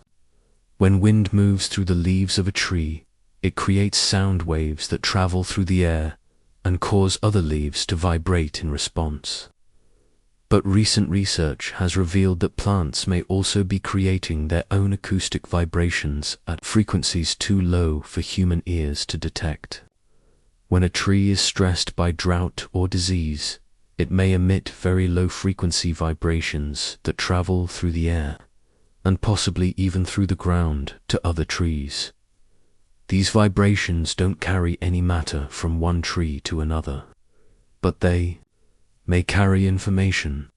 Some scientists believe that trees might be using these acoustic signals to communicate with each other, sharing information about environmental conditions or even warning of insect attacks.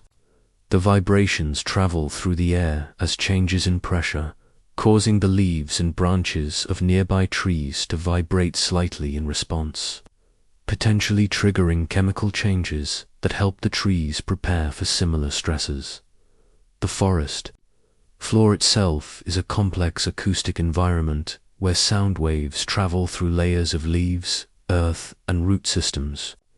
When you walk through a forest, your footsteps create vibrations that travel not just through the air, but also through the ground. These vibrations cause the soil particles to vibrate in place, creating waves of pressure that travel through the earth, much like sound waves travel through air. Small animals like moles and earthworms may be able to detect these vibrations and use them to navigate their underground world. Water bodies create some of the most beautiful examples of how sound travels without moving matter. When you sit by a stream or river, the sound of flowing water is created by countless tiny collisions between water molecules and air molecules. Each collision creates a small sound wave that travels through the air to your ears, but the water molecules themselves don't leap out of the stream and travel to your ears.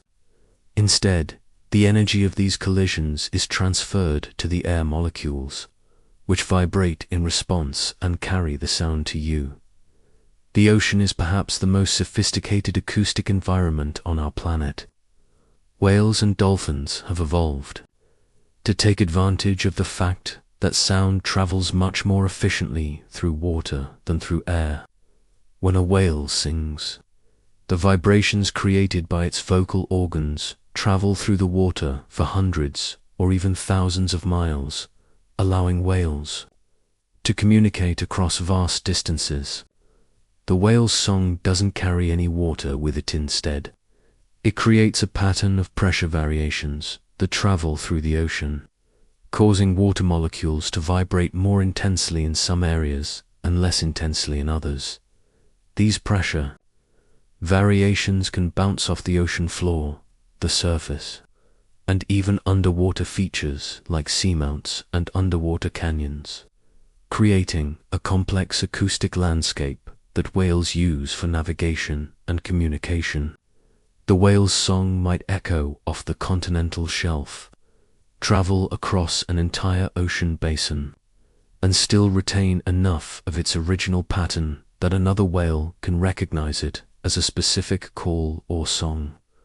All of this happens without a single drop of water moving from the singing whale to the listening whale. Insects create some of the most precisely tuned acoustic phenomena in nature. When a cricket chirps, it's rubbing its wings together to create vibrations that travel through the air as sound waves. The cricket's wings don't send any material through the air, but they create a very specific pattern of pressure variations that can be detected by other crickets from surprisingly far away. Some species of crickets can even adjust the frequency of their chirps based on the temperature, creating a natural thermometer that other crickets can use to gauge environmental conditions. Bees use sound in an even more sophisticated way. When a bee returns to the hive after finding a good source of nectar, it performs what scientists call a waggle dance on the surface of the honeycomb. But this dance isn't just visual, it's also acoustic. The bee's wings create specific patterns of vibrations that travel through the air and also through the wax of the honeycomb itself. Other bees detect these vibrations and use them to determine not just the direction of the nectar source, but also its distance and quality. The wax of the honeycomb acts as a resonant medium, amplifying certain frequencies while dampening others. The vibrations created by the dancing bee cause the wax molecules to vibrate in place, creating a pattern of waves that travel through the structure of the comb. Other bees can detect these vibrations with their legs and antennae, interpreting the acoustic information to decide whether the nectar source is worth investigating. The acoustic information travels through the hive, but no wax molecules actually move from the dancing bee to the receiving bees. Even flowers participate in the acoustic environment of nature. Recent research has shown that some flowers can actually detect the sound of approaching bees and respond by increasing the concentration of nectar in their petals. The sound waves created by the bee's wings travel through the air and cause the flower's petals to vibrate slightly. These vibrations may trigger chemical changes in the flower that make it more attractive to the bee, creating an acoustic feedback loop that benefits both the flower and the bee. The spider's web represents one of nature's most elegant acoustic detection systems. When an insect becomes trapped in a spider's web, its struggles create vibrations that travel through the silk strands to the spider. The spider doesn't need to see the trapped insect, it can determine the size, location, and even the species of the trapped prey just by analyzing the pattern of vibrations traveling through the web. The silk strands don't move from their positions, but they vibrate in response to the insect's movements, carrying acoustic information that the spider has evolved to interpret with remarkable precision. Each strand of silk in the web has its own resonant frequency, and the spider can detect changes in these frequencies that indicate the presence and behavior of prey. The vibrations travel through the web like sound waves travel through air, carrying information without carrying matter. The spider has evolved to be so sensitive to these vibrations that it can even distinguish between the struggles of trapped prey and the vibrations created by wind or falling leaves. As we observe all these natural acoustic phenomena, we see the same fundamental principle at work everywhere. Energy can move through matter, without the matter itself traveling from one place to another. Whether it's the song of a bird, the communication calls of whales, the vibrations in a spider's web, or the acoustic signals between trees. Nature has evolved countless ways to transmit information through the movement of energy rather than the movement of matter. This elegant principle allows for rapid communication across vast distances and creates the rich acoustic tapestry that surrounds us in the natural world. As we continue our gentle journey through the world of sound, we find ourselves at one of nature's most beautiful phenomena, the moment when sound waves meet boundaries and begin their graceful dance of reflection. Picture yourself standing in a vast canyon, your voice echoing back to you like a friendly conversation with the landscape itself. This isn't magic, though it certainly feels magical. It's the exquisite physics of how sound waves behave when they encounter obstacles, walls, and changes in their environment. When a sound wave travels through air and suddenly meets a solid surface, perhaps the wall of a building, the face of a cliff, or even the surface of a lake, something remarkable happens. The wave doesn't simply disappear or get absorbed completely. Instead, it follows the same fundamental principle that governs light reflecting off a mirror. The angle at which it approaches the surface equals the angle at which it bounces away. But unlike light, sound has its own unique personality in how it handles these encounters. Think of a sound wave as a gentle traveler carrying energy through the air. When this traveler reaches a boundary, several things can happen simultaneously. Part of the wave's energy might be absorbed by the material, perhaps warming it ever so slightly or causing tiny vibrations within the structure itself. Another portion might actually pass through the barrier if it's thin enough or made of the right material. But often, a significant portion of the wave's energy reflects back, creating what we experience as an echo. The beauty of this reflection lies in its precision. Every nuance of the original sound, its frequency, its amplitude, its complex harmonic structure gets preserved in the reflection. It's as if the boundary surface acts as a perfect memory, capturing the complete acoustic fingerprint of the sound and sending it back into the world. This is why, when you shout hello into a canyon, you hear back not just any sound, but your exact hello with all its personal characteristics intact. But reflection isn't just about hard surfaces and dramatic echoes. Even the air itself can create reflection under the right conditions. When sound waves travel from warm air into cooler air, or when they move between areas of different humidity or pressure, they encounter what we might call invisible boundaries. These atmospheric layers can bend, reflect, and focus sound waves in ways that seem almost supernatural. This atmospheric reflection explains some of nature's most intriguing acoustic phenomena. Have you ever noticed how sounds seem to carry farther on a calm evening, or how you can sometimes hear conversations from surprisingly great distances across a lake? These aren't just coincidences.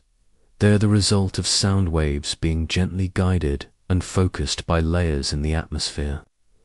Much like how a lens can focus light, the ocean provides us with one of the most spectacular examples of sound reflection. On a massive scale, deep beneath the waves, there exists a layer called the deep sound channel, where sound waves can travel for thousands of miles with remarkably little energy loss. This natural acoustic highway is created by the way water temperature and pressure change with depth, creating conditions that act like invisible walls, keeping sound waves trapped and focused as they journey across ocean basins.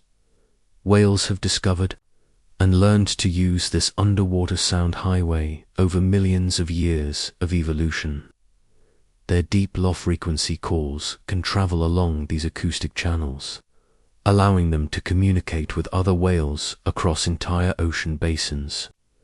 It's a natural internet of sound, built not by human engineering, but by the physics of how water properties change with depth and how sound waves interact with those changes.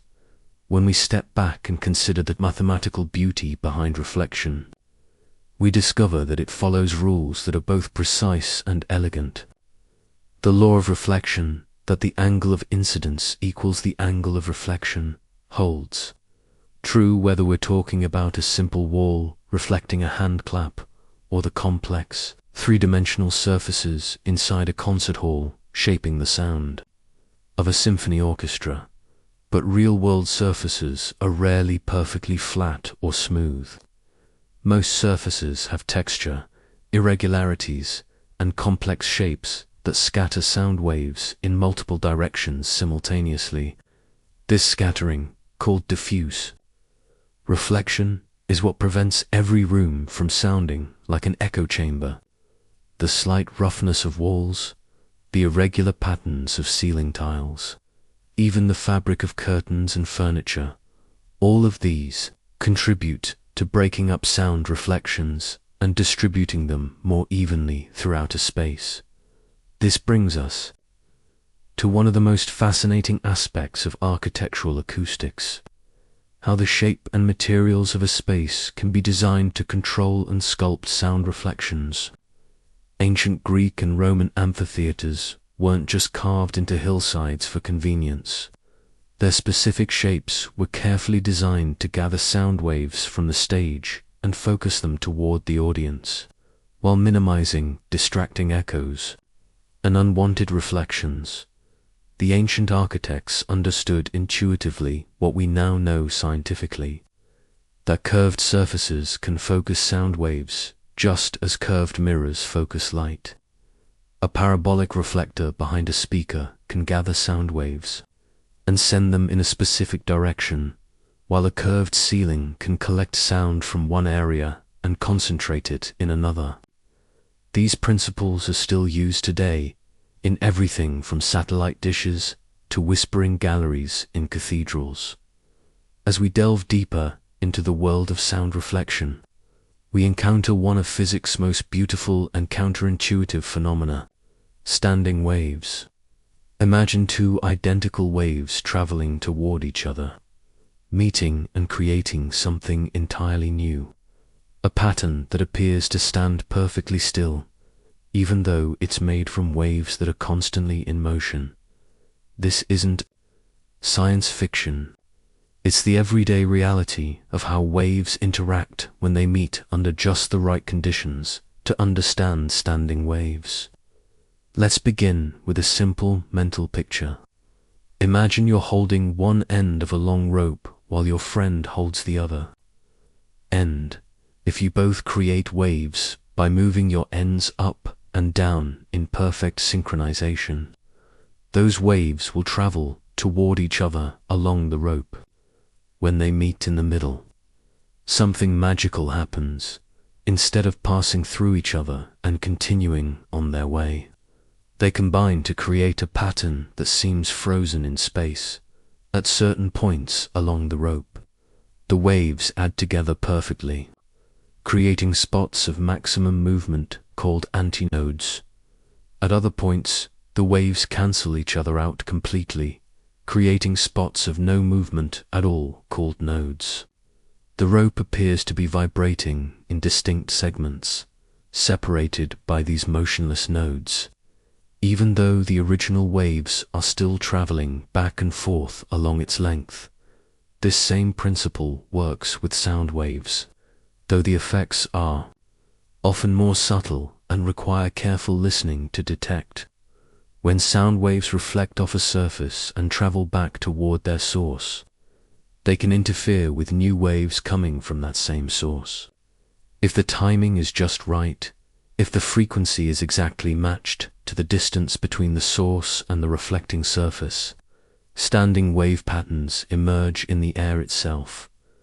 In a standing sound wave, there are locations where the air pressure oscillates with maximum intensity.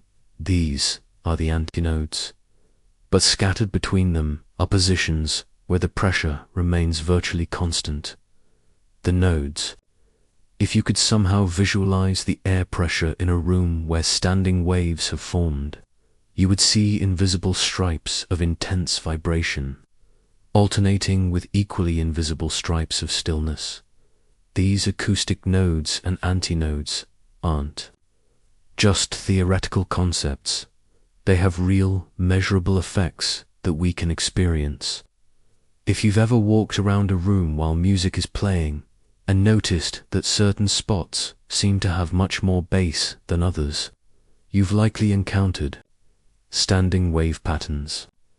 The low frequencies that create these effects have wavelengths that are comparable to room dimensions, making it possible for standing waves to form between opposite walls, musicians, and sound. Engineers have learned to work with and around standing waves in fascinating ways. In a recording studio, understanding where the nodes and antinodes occur helps determine the best placement for microphones and instruments. A microphone placed at a node for a particular frequency will barely pick up that frequency, while one placed at an antinode will capture it with maximum intensity. String instruments, like guitars and violins, are actually sophisticated standing wave generators. When you pluck a guitar string, waves travel along the string in both directions, reflecting off the fixed ends and creating standing wave patterns. The fundamental frequency, the lowest note the string produces, occurs when the entire length of the string vibrates as a single segment, with nodes only at the two ends where the string is held in place. But the string doesn't only vibrate. At this fundamental frequency, it simultaneously creates standing waves at higher frequencies called harmonics, where the string vibrates in multiple segments. The second harmonic has one additional node in the center of the string, dividing it into two vibrating sections.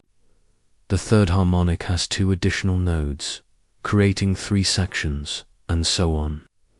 Each of these harmonic standing waves contributes to the overall sound of the instrument, giving it its distinctive timbre and character.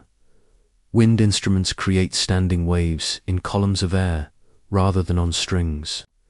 When you blow into a flute, trumpet, or clarinet, you're creating disturbances that travel down the tube, reflect off the end which may be open or closed, and return to create standing wave patterns in the air column. The length of the tube determines which frequencies can form standing waves, and therefore which notes the instrument can produce. The mathematics behind standing waves reveals a beautiful relationship between wavelength, frequency, and the dimensions of the space or instrument involved. For a string held at both ends, the allowed wavelengths must fit exactly into the string length in specific ratios. The fundamental frequency has a wavelength exactly twice the string length. The second harmonic has a wavelength equal to the string length. The third harmonic has a wavelength 2/3 the string length, and so on, and so on. This mathematical precision explains why musical intervals have the relationships they do. When two notes have frequencies in a simple ratio, such as 2:1 for an octave, or 3:2 for a perfect fifth, their standing wave patterns align in ways that create harmony and consonance. When the ratios are more complex, we hear dissonance and tension. Standing waves aren't limited to musical instruments and small rooms. They can form in any space where sound waves can reflect back and forth between boundaries. Large concert halls often struggle with standing wave issues at low frequencies, where the wavelengths are long enough to span the dimensions of the hall. Acoustic engineers must carefully design the shape and materials of these spaces to minimize unwanted standing wave formations that could create uneven sound. Distribution for the audience. In some cases, standing waves can even form outdoors when sound reflects between large buildings or natural formations. The acoustic properties of urban canyons, the spaces between tall buildings in city centers, can create standing wave effects that amplify certain frequencies while suppressing others, contributing to the unique sound signature of different urban environments. One of the most remarkable aspects of standing waves is how they demonstrate the wave nature of sound in ways that almost make the invisible visible. When researchers use sensitive microphones to map the pressure variations in a standing wave pattern, they're essentially creating pictures of pure wave physics, capturing the graceful mathematical relationships that govern how waves interfere with each other. These interference patterns follow the same principles whether we're talking about sound waves in air water waves on the surface of a pond, or even the quantum wave functions that describe the behavior of electrons in atoms. Standing waves represent a fundamental aspect of how waves behave throughout nature. From the largest scale structures in the universe down to the smallest subatomic particles, every space has its own acoustic personality, as distinct and recognizable as a human voice. The moment you step into a cathedral, a forest, a subway tunnel, or your own living room, your ears immediately begin gathering information about the acoustic character of that environment. Without conscious effort, your brain processes thousands of subtle cues about how sound behaves in that particular space, building a detailed acoustic map that influences not just what you hear, but how you feel and even how you behave. This acoustic personality emerges from the complex interplay between the size and shape of a space, the materials that surround you, the presence or absence of other objects, and even factors like temperature and humidity. Each element contributes to a unique acoustic signature that shapes every sound that occurs within that environment. From the subtle rustle of fabric to the grand crescendo of a symphony orchestra, consider the acoustic personality of a large cathedral. The moment you whisper inside one of these magnificent spaces, your voice transforms. The sound doesn't simply leave your lips and travel directly to the ears of someone nearby.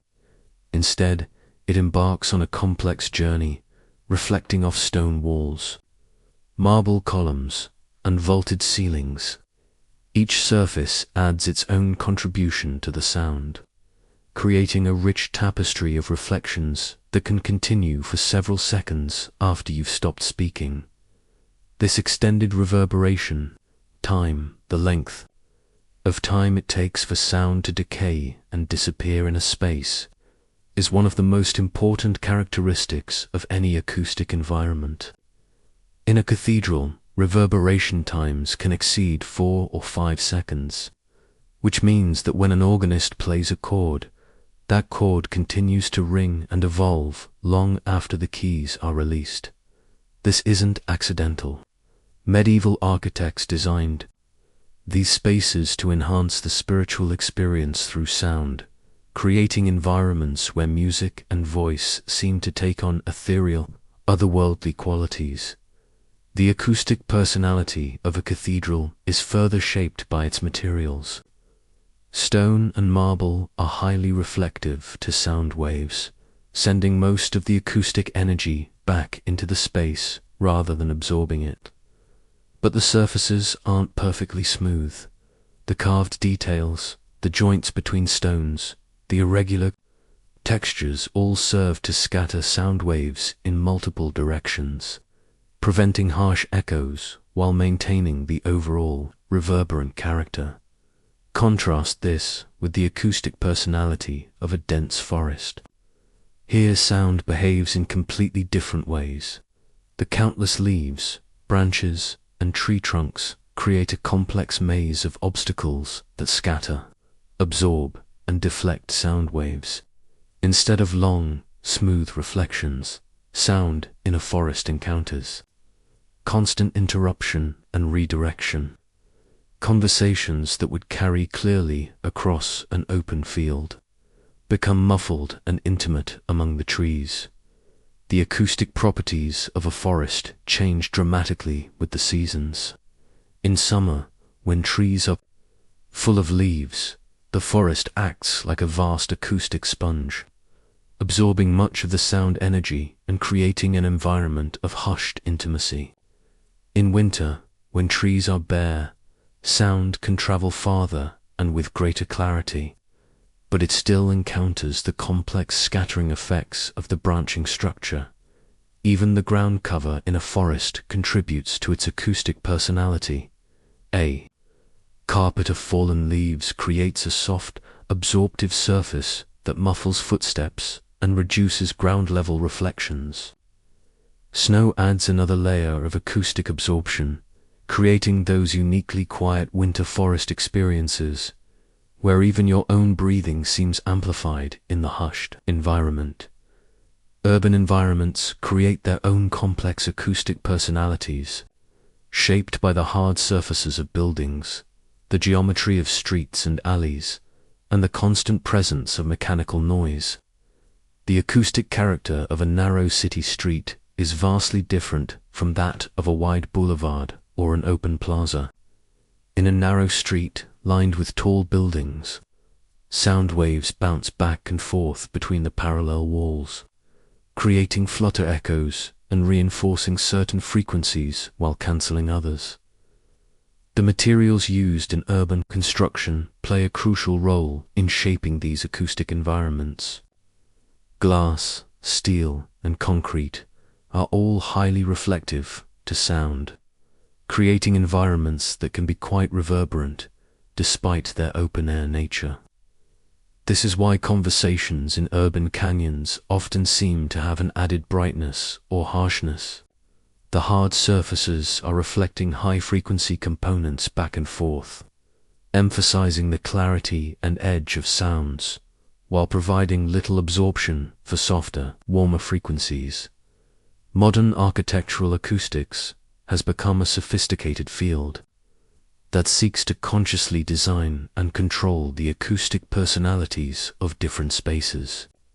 Concert halls represent perhaps the most refined example of this art and science. The acoustic design of a world-class concert hall involves careful consideration of every surface, every angle, every material choice to create an environment that enhances musical performance. In a well-designed concert hall, the acoustic personality is precisely tuned to support different types of musical performances. The reverberation time is carefully controlled long enough to add warmth and richness to the sound, but not so long that individual notes blur together. The shape of the hall is designed to provide good sound distribution, ensuring that audience members in different locations have similar acoustic experiences. But creating the perfect acoustic environment isn't just about mathematical precision. It's also about understanding how sound interacts with human perception and emotion. The acoustic personality of a space profoundly influences how we feel within it. The hushed intimacy of a small jazz club creates a completely different emotional experience from the soaring grandeur of a cathedral or the energetic liveliness of a basketball arena. Restaurants and retail spaces have learnt to use acoustic personality as a tool for shaping customer behavior.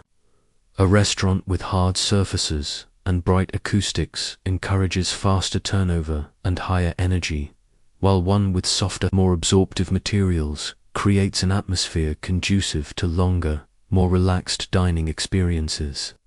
Retail stores use acoustic design to influence shopping behavior, with different acoustic personalities encouraging different types of interaction with merchandise and different lengths of stay. Even our homes have acoustic personalities that we unconsciously learn and adapt to.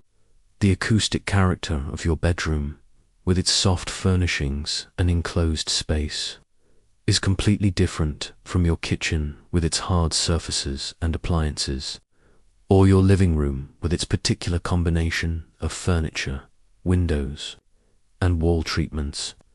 We become so accustomed to these domestic acoustic environments that we can often identify which room we're in even with our eyes closed, simply by listening to how our voice or footsteps sound.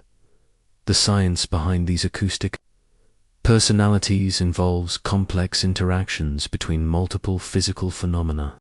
Direct sound, the acoustic energy that travels straight from source to listener, combines with early reflections that arrive within the first few milliseconds, providing important cues about the size and shape of the space. Later reflections contribute to the overall reverberant character, while absorption and scattering by various surfaces shape the frequency balance and temporal evolution of the sound. Temperature and humidity also play subtle but important roles in shaping acoustic environments. Sound travels faster in warm air than in cold air, which can affect the timing of reflections and the formation of interference patterns. Humidity affects how sound waves are absorbed by the air itself, with dry air absorbing high frequencies more readily than humid air. These effects are usually subtle, but in carefully designed acoustic spaces, they can make measurable differences in the overall acoustic experience. Throughout the natural world, we find examples of acoustic engineering that rival or surpass the most sophisticated human designs. Evolution has been experimenting with sound for millions of years, creating biological systems and natural formations that demonstrate principles of acoustics in ways that continue to inspire and amaze scientists and engineers. These natural acoustic architects haven't studied physics textbooks or used computer modeling software, yet they've developed solutions to acoustic challenges that are elegant, efficient, and often surprisingly complex. Let's begin our exploration with one of nature's most accomplished acoustic engineers, the common barn owl. This remarkable bird has evolved what is essentially a sophisticated biological radar system based entirely on sound. The barn owl's entire head functions as a highly specialized acoustic instrument, designed to locate prey in complete darkness with precision that rivals military technology.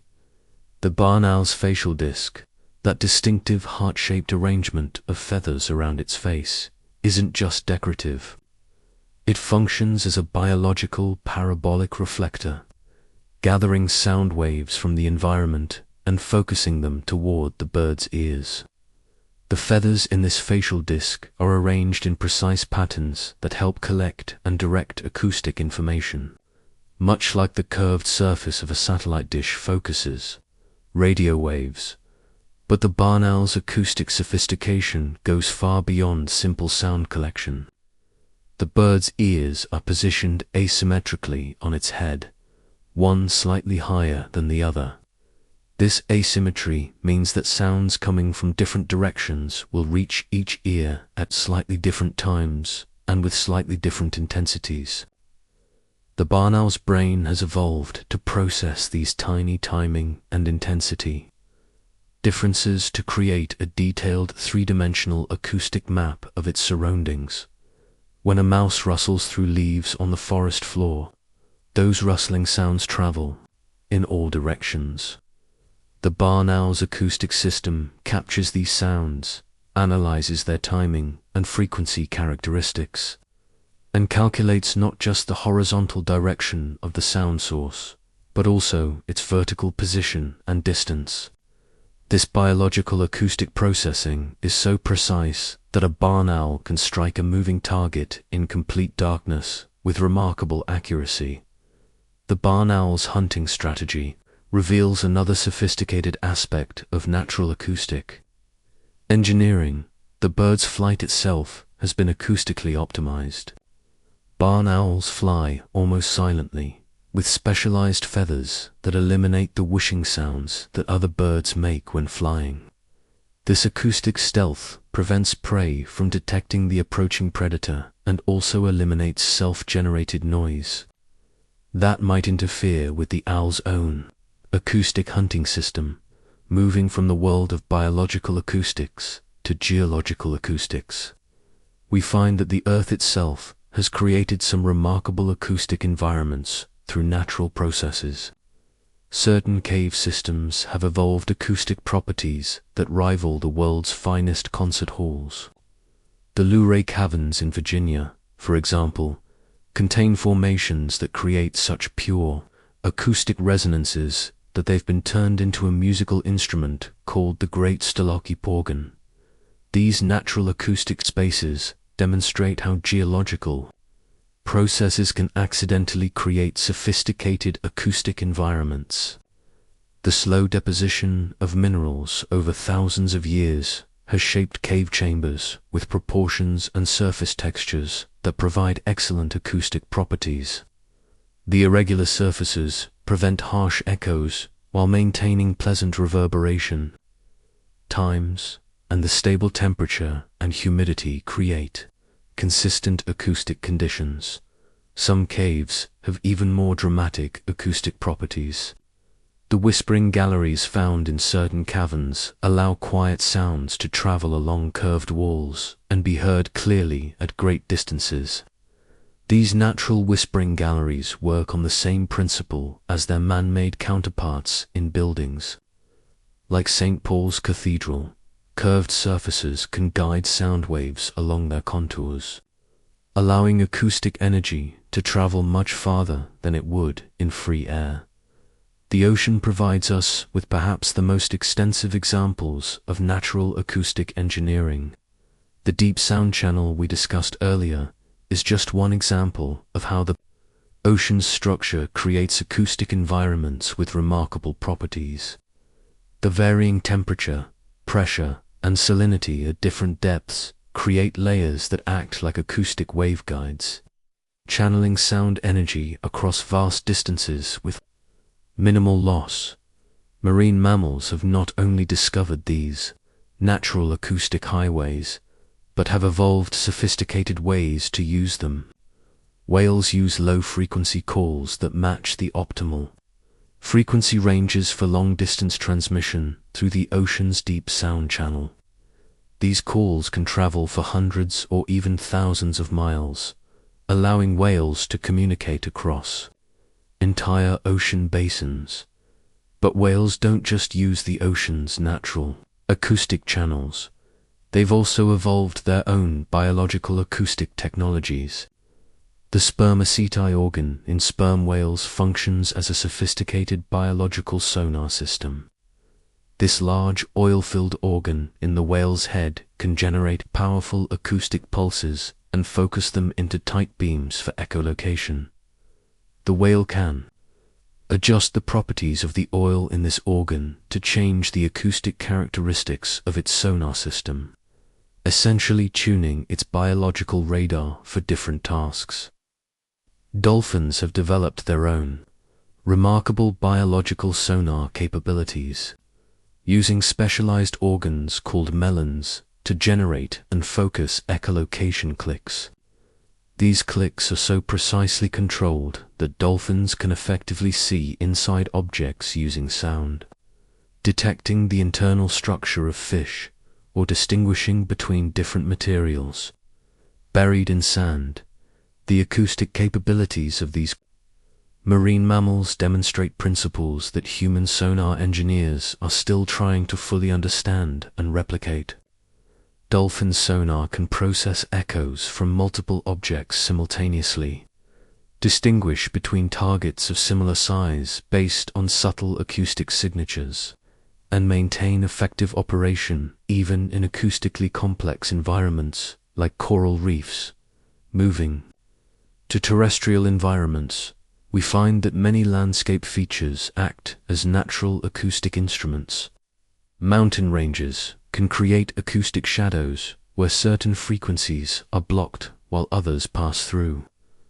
Valley systems can act as natural megaphones, channeling and amplifying sounds across great distances.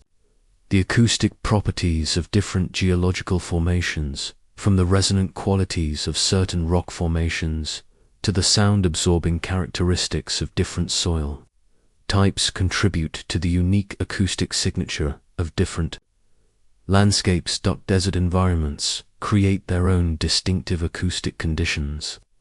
The dry air and sparse vegetation mean that sounds can travel much farther than in humid, vegetated environments. But the temperature variations in deserts, particularly the large differences between day and night temperatures, create atmospheric layers that can bend and focus sound waves in dramatic ways. These acoustic effects contribute to the legends and stories about mysterious sounds in desert regions. Even weather systems demonstrate natural acoustic engineering principles. Thunder isn't just a random noise. It's the acoustic signature of the extremely rapid heating and expansion of air along a lightning channel. The characteristic rumbling of thunder comes from the fact that different parts of the lightning channel are at different distances from the listener, so the sound arrives at slightly different times. The acoustic properties of thunder can tell us about the size, shape, and distance of the lightning strike that created it. Wind patterns create their own acoustic effects, from the gentle sighing of breezes through trees to the powerful howling of strong winds around obstacles. The acoustic signatures of different wind conditions have been recognized and interpreted by humans throughout history, serving as natural weather prediction tools. Perhaps most remarkably, the entire atmosphere acts as a massive acoustic filter and transmission medium. The way sound behaves in air, how it travels, how it's absorbed, how it's scattered by turbulence and temperature variations, has shaped the evolution of acoustic communication in virtually every terrestrial species. From the deep cores of elephants that can travel for miles through dense vegetation to the high-frequency chirps of insects that carry well in still air. The acoustic properties of the atmosphere have influenced the development of natural communication systems throughout the animal kingdom. These natural acoustic systems continue to inspire human acoustic engineering. Biomimetic approaches to acoustic design look to natural systems for solutions to human acoustic challenges. The acoustic properties of bird wings have influenced the design of quiet aircraft propellers. The echolocation capabilities of bats and dolphins have inspired advances in sonar and ultrasonic imaging technology. The acoustic properties of natural spaces continue to inform the design of concert halls and other performance spaces. What makes these natural acoustic systems particularly remarkable is their efficiency and integration.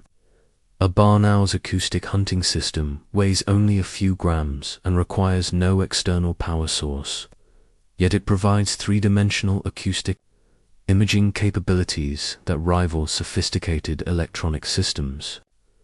A whale's communication system can transmit information across thousands of miles using only the energy the whale can generate from its food.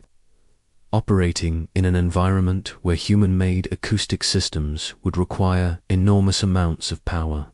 The study of natural acoustics also reveals the deep connections between sound, environment, and life itself. The acoustic properties of different environments have shaped the evolution of the organisms that live in them, while those organisms have, in turn, influenced the acoustic character of their environments. This coevolution of acoustic systems and acoustic environments demonstrates how sound is not just a physical phenomenon, but a fundamental aspect of how life adapts to and shapes the world around it. As we transition from nature's acoustic achievements to human innovations, we discover a fascinating story of how our species has learned to understand, manipulate, and enhance the behavior of sound waves.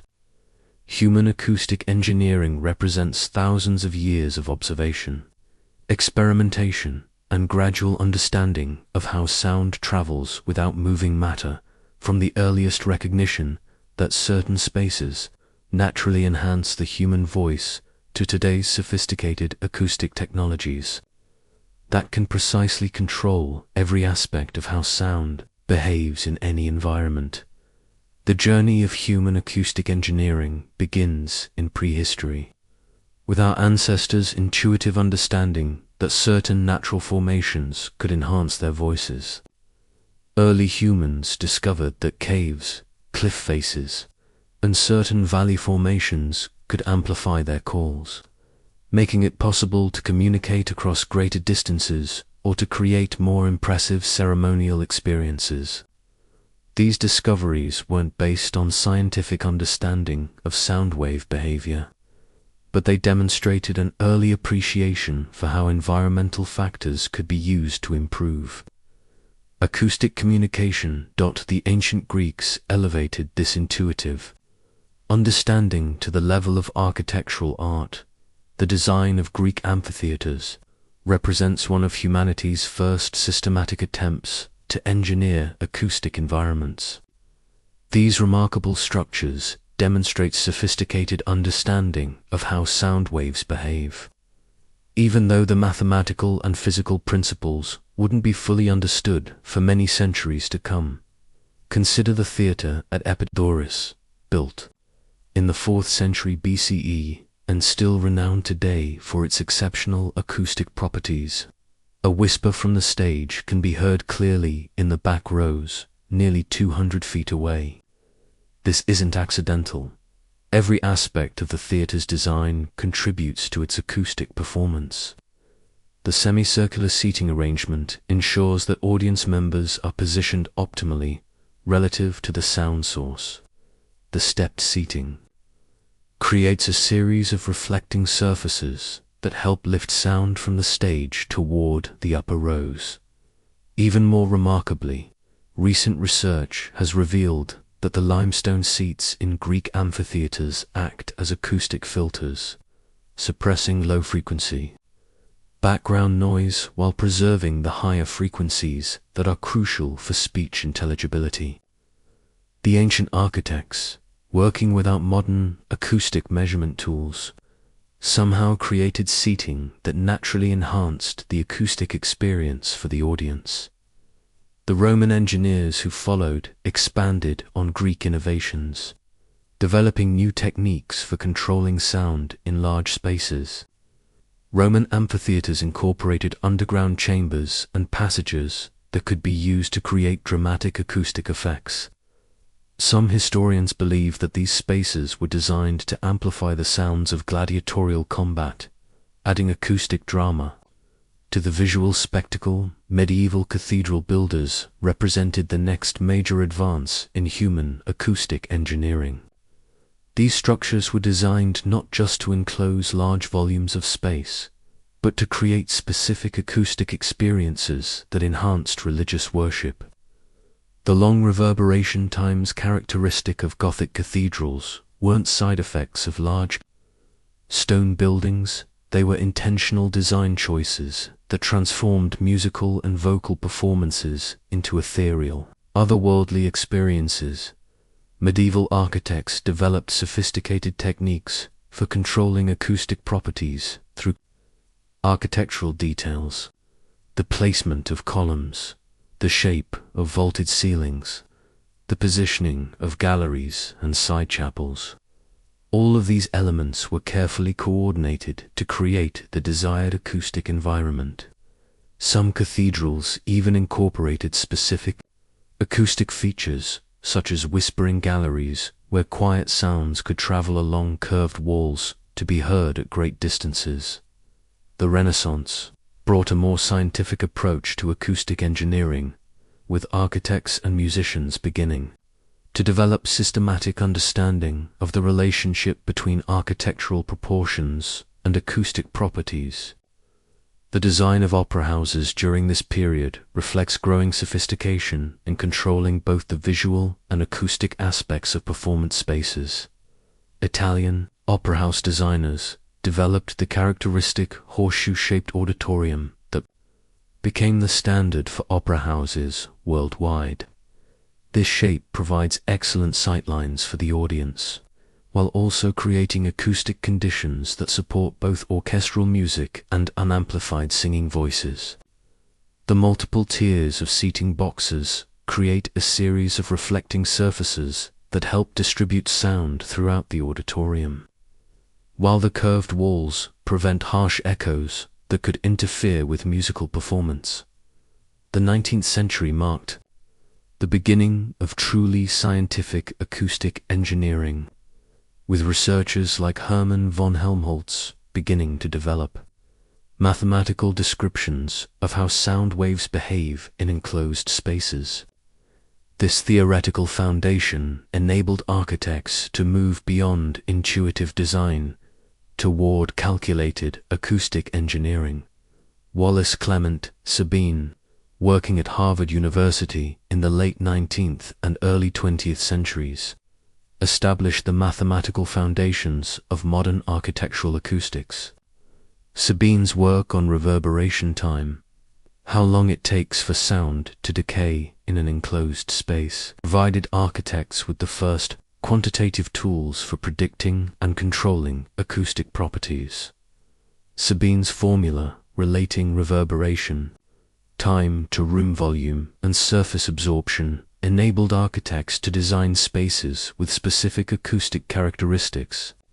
For the first time, it became possible to predict whether a proposed concert hall would have appropriate acoustic properties before it was built. Rather than discovering acoustic problems only after construction was complete, the 20th century brought revolutionary advances in acoustic engineering, driven by developments in electronics, materials, science, and computer modeling. The invention of electronic amplification systems fundamentally changed acoustic design requirements for many types of spaces. Venues that previously needed to rely entirely on natural acoustics could now use electronic systems to enhance and control sound distribution. But rather than making acoustic design less important, electronic systems created new challenges and opportunities. Modern acoustic engineers must consider how electronic and natural acoustic systems interact, designing spaces that work effectively with sophisticated sound reinforcement systems, while still providing good, natural acoustic properties. The development of new building materials opened up new possibilities for acoustic control. Acoustic tiles and panels could be precisely engineered to absorb specific frequency ranges while reflecting others. Perforated materials could provide controlled amounts of absorption. Modern acoustic materials can be designed to have almost any desired acoustic properties, giving architects unprecedented control over how sound behaves in their buildings. Computer modeling has revolutionized acoustic design, making it possible to predict the acoustic properties of complex spaces with remarkable accuracy. Modern acoustic engineers can create detailed three-dimensional models of proposed buildings and simulate how sound waves will behave in those spaces. This capability enables optimization of acoustic designs before construction begins, preventing the acoustic problems that plagued many buildings in earlier eras. These computer models can simulate not just basic properties like reverberation, time, but complex phenomena like how sound waves from different sources interact, how audience members in different seats will experience the acoustic environment, and how various design modifications might improve acoustic performance. Contemporary acoustic engineering extends far beyond traditional concert halls and theaters.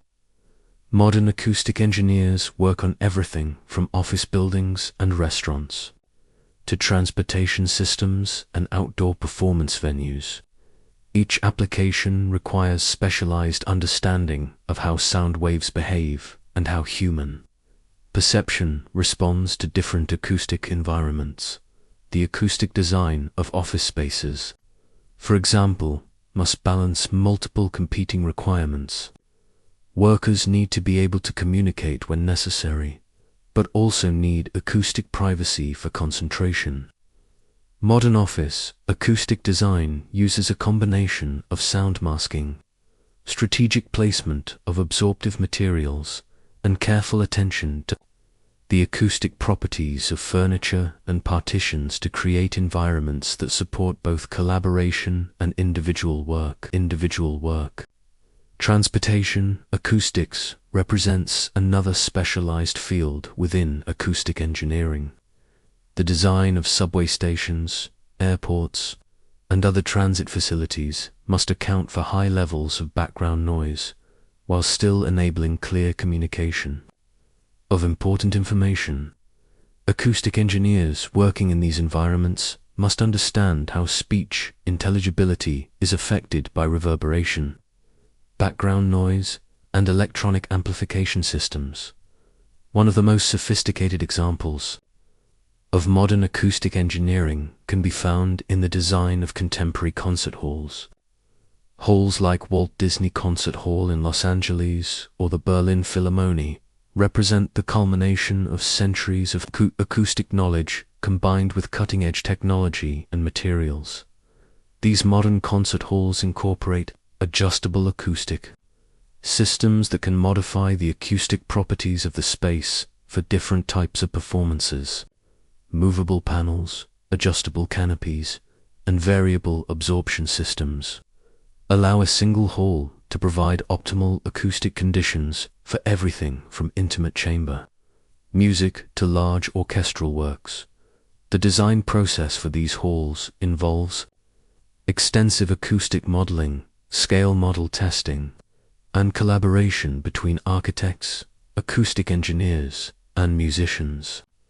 Every surface, every angle, every material choice is evaluated for its acoustic contribution to the overall performance of the space. Modern acoustic engineering also addresses environmental noise control, developing techniques for reducing unwanted sound transmission between spaces and from external sources. This aspect of acoustic engineering requires understanding not just how sound waves travel through air, but how they travel through solid materials and how they can be blocked, absorbed, or redirected. The principles discovered through architectural acoustic engineering have found applications in many other fields. The same understanding of how sound waves behave in enclosed spaces applies to the design of automobile interiors, aircraft cabins, and even headphone enclosures. The acoustic engineering principles developed for concert halls help create better listening environments in everything from recording studios to home theaters. As we continue to develop new materials and technologies, the possibilities for acoustic engineering continue to expand. Metamaterials, artificially structured materials with properties not found in nature, are beginning to enable acoustic engineering approaches that were previously impossible. These materials can bend sound waves in ways that natural materials cannot, opening up new possibilities for acoustic control and manipulation. Active acoustic systems, which use electronic sensors and speakers to modify acoustic environments in real time, represent another frontier in acoustic engineering. These systems can adapt acoustic properties dynamically, adjusting to changing conditions or different usage requirements automatically. The story of human acoustic engineering demonstrates how our understanding of sound wave behavior has evolved. From intuitive appreciation to sophisticated scientific control.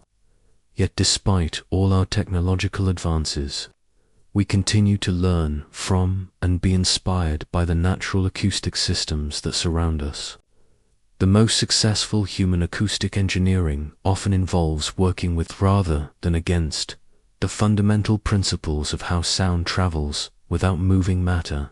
As we've journeyed together through the gentle mysteries of how sound travels without ever moving matter, we find ourselves at a beautiful crossroads where ancient physics principles meet the marvels of our modern world. Think about this for a moment. Every single piece of technology around you right now, from the smartphone in your pocket to the car humming past your window, relies on these same principles we've been exploring together in our quiet contemplation. Let me paint you a picture that might surprise you. Right now, as you're listening to these words, there are invisible sound waves dancing all around you in ways that would have seemed like pure magic to someone just a century ago. Your smartphone isn't just a communication device, it's a sophisticated acoustic instrument that understands the very language we've been learning about.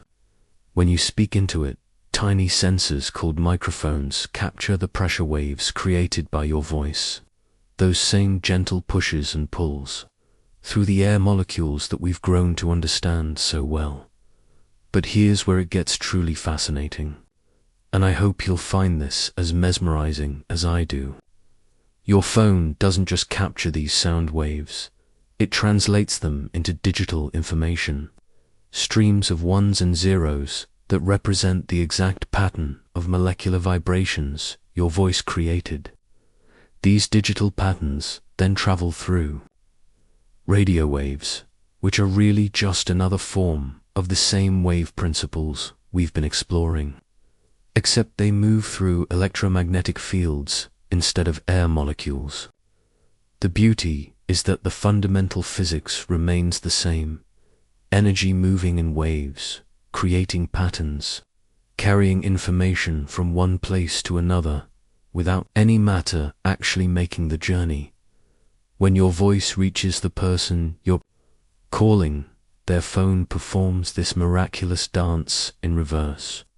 It takes those digital patterns and recreates the original sound waves, sending them through tiny speakers that vibrate the air molecules near their ear in exactly the same pattern. Your voice created miles or continents away. The molecules around their ear have never been near your mouth, yet they're dancing to the exact rhythm your vocal cords set in motion. It's like teaching a symphony orchestra on the other side of the world to play a song by sending them only the sheet music. The music is the same, but entirely different instruments are creating it. This principle extends into technologies that might seem completely unrelated to sound, but really aren't when you understand the deeper physics. Consider how your television remote control works, something so simple we barely think about it.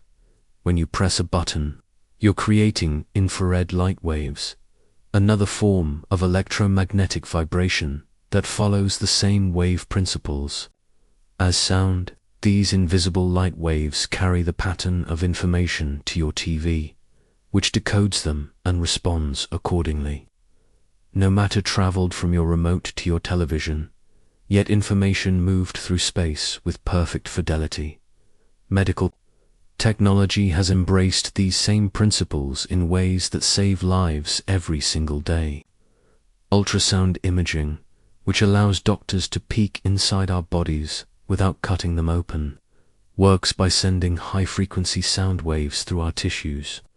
These waves bounce back when they encounter different types of matter, organs, bones, developing babies, and return to the sensor carrying information about what they've encountered. The remarkable thing is that this technology relies entirely on the principle we've been exploring: energy moving through matter without the matter itself traveling. The sound waves go into your body and come back out, but the molecules inside, you stay exactly where they belong. Even more sophisticated is the technology behind MRI machines, which use electromagnetic waves, radio frequency waves, specifically to make the hydrogen atoms in your body vibrate in precise ways. These atoms then send back their own electromagnetic signals, creating detailed maps of your internal structures. It's like having a conversation with every hydrogen atom in your body, asking them to describe their neighborhood and listening carefully to their responses. Once again, information travels while matter stays put. But perhaps the most beautiful application of these principles lies in how we've learned to see the invisible universe around us. Radio telescopes, those giant dish antennas pointed toward the sky, are really just enormous ears listening to the electromagnetic songs of distant stars and galaxies. These cosmic radio waves have been traveling for millions or billions of years, carrying information about events that happened in the deep past of our universe. The waves reach us as gentle pushes and pulls in electromagnetic fields, telling us stories about exploding stars, spinning pulsars, and the birth of galaxies. When astronomers detected gravitational waves for the first time in 2015, they were essentially listening to ripples in the fabric of space-time itself. Waves created by two black holes spiraling into each other over 1 billion years ago. These weren't sound waves in the traditional sense, because they traveled through empty space where there are no air molecules to push and pull. Instead, they were waves in the very geometry of space itself, stretching and compressing the distances between objects as they passed by. Yet the principle remains hauntingly familiar: energy moving in wave patterns, carrying information across vast distances without any matter making the journey. This brings us to one of the most profound realizations about our universe, that information itself seems to be more fundamental than matter. The patterns, the relationships, the vibrations we've been exploring together appear to be the true language of reality. Matter provides the medium through which these patterns can express themselves. But the patterns themselves are what carry meaning, beauty, and understanding from one place to another. As we've learned to appreciate the elegant physics of sound wave propagation, it becomes impossible not to notice how masterfully nature has employed these same principles throughout the living world. Every creature, every ecosystem, every biological process seems to have discovered and perfected acoustic techniques that human engineers are only beginning to understand and appreciate. Consider the remarkable world of bat echolocation, a natural technology so sophisticated that we're still learning from it decades after first discovering how it works. These small flying mammals have evolved the ability to create detailed, three-dimensional maps of their environment using nothing but sound waves and their interpretation. A bat sends out rapid bursts of ultrasonic calls, sound waves with frequencies too high for human ears to detect, and then listens with extraordinary precision to the echoes that return. But here's what makes this so extraordinary from the perspective of our journey together. Each echo that returns to the bat carries incredibly detailed information about the object it bounced off from. The time delay tells the bat exactly how far away the object is. The intensity of the returning echo reveals the size and density of the object. The way the frequency has shifted tells the bat whether the object is moving toward or away from it, and how fast. Even more remarkably, the subtle changes in the echo's timbre, its acoustic fingerprint, allow the bat to identify what kind of object it is: a tree branch, a flying insect, another bat, or a solid wall. What's truly breathtaking is that bats can do all of this while flying at high speed through complex three-dimensional environments, processing dozens of echoes simultaneously to build and constantly update a detailed mental map of their surroundings. They're performing acoustic feats that require our most sophisticated computers and algorithms to replicate, and they do it effortlessly while navigating, hunting, and communicating with other bats all at the same time. Dolphins and other toothed whales have independently evolved similar echolocation abilities, but adapted for the acoustic properties of water rather than air. The sound waves they produce can penetrate sand and mud, allowing them to locate fish buried in the ocean floor.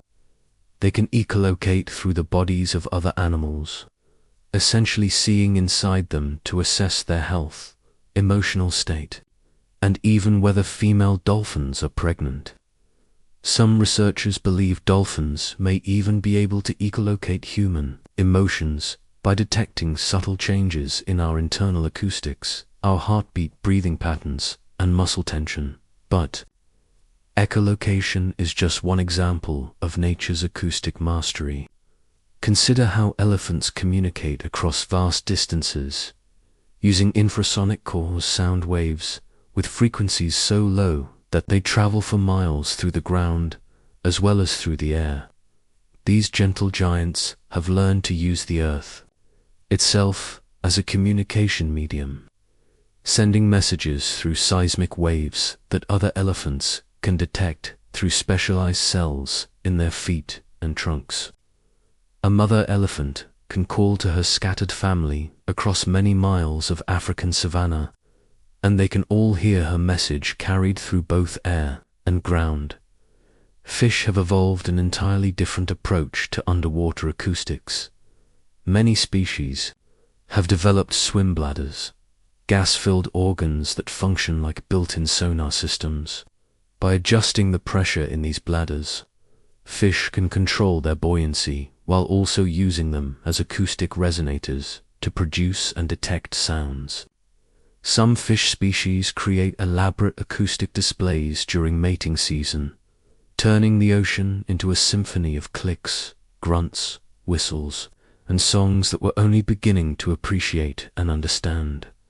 Perhaps most remarkably, recent research has revealed that trees and plants engage in acoustic communication as well. When a tree is attacked by insects, it doesn't just respond chemically, it also produces subtle ultrasonic clicks and pops that nearby trees can detect. These acoustic signals appear to serve as early warning systems, allowing healthy trees to begin producing defensive compounds before the insects reach them. The forest, it seems, is alive with acoustic conversations we never knew were happening. Even more fascinating is the discovery that plant roots can detect and respond to the sound of flowing water.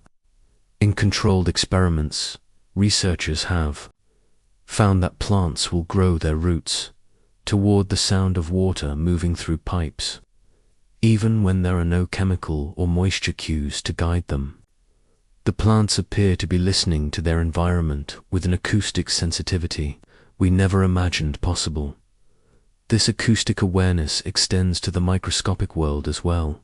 Scientists have discovered that even bacteria can produce and respond to sound waves, using acoustic signals to coordinate their behavior within biofilms and bacterial colonies.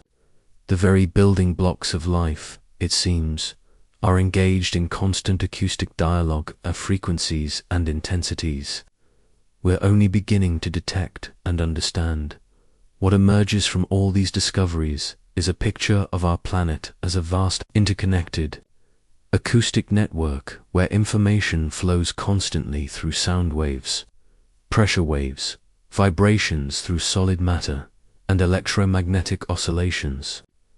Every living thing is both a transmitter and receiver in this global communication system, participating in conversations that span from the microscopic to the planetary scale. This acoustic interconnectedness suggests something profound about the nature of life itself. Perhaps consciousness, intelligence, and awareness are not just properties of individual organisms, but emerge from the complex patterns of information exchange that flow through these acoustic networks. When we really understand how sound travels without moving matter, we begin to see that information itself might be the most fundamental aspect of reality, and that all living things are participants in a vast, ongoing conversation that connects every part of our world. As our gentle journey together through the physics of sound draws toward its peaceful conclusion, I want to share with you what I believe is the most beautiful realization of all. Everything we've discovered about how sound travels without ever moving matter points to something much more profound than just acoustic physics. It reveals a fundamental truth about the nature of existence itself, that our universe is built not on solid matter, but on relationships, patterns, and information flowing through networks of connection. Think about what we've learned together. We've seen that sound is really just energy organized into patterns, moving through matter by creating temporary relationships between molecules. The molecules themselves don't travel, they simply pass along the pattern by influencing their neighbors, who influence their neighbors, creating chains of cause and effect that can span enormous distances. This simple principle, when you really contemplate it, describes far more than just acoustics. Consider your own consciousness in this moment as you process these words and ideas. The thoughts forming in your mind right now aren't made of matter. They're patterns of electrical and chemical activity flowing through the neural networks in your brain. Individual neurons don't travel from one part of your brain to another, but they influence each other through electrochemical signals, creating cascades of activation that somehow give rise to your thoughts, memories, emotions, and sense of self, just as sound waves carry information without matter traveling. Your thoughts and consciousness emerge from patterns of activity that flow through the matter of your brain without requiring that matter to relocate. The neurons in your brain stay put, just like air molecules staying in place as sound waves pass through. Yet complex information and even subjective experience somehow emerges from these patterns of influence and relationship. This same principle appears at every scale of existence when we look for it. In your body, genetic information flows from DNA to RNA to proteins, not by physically moving the DNA molecules around, but by creating complementary patterns that carry the same information in different molecular forms. The original DNA stays safely in the cell nucleus while its information patterns travel throughout the cell and influence the creation of new proteins. Information travels, matter stays put.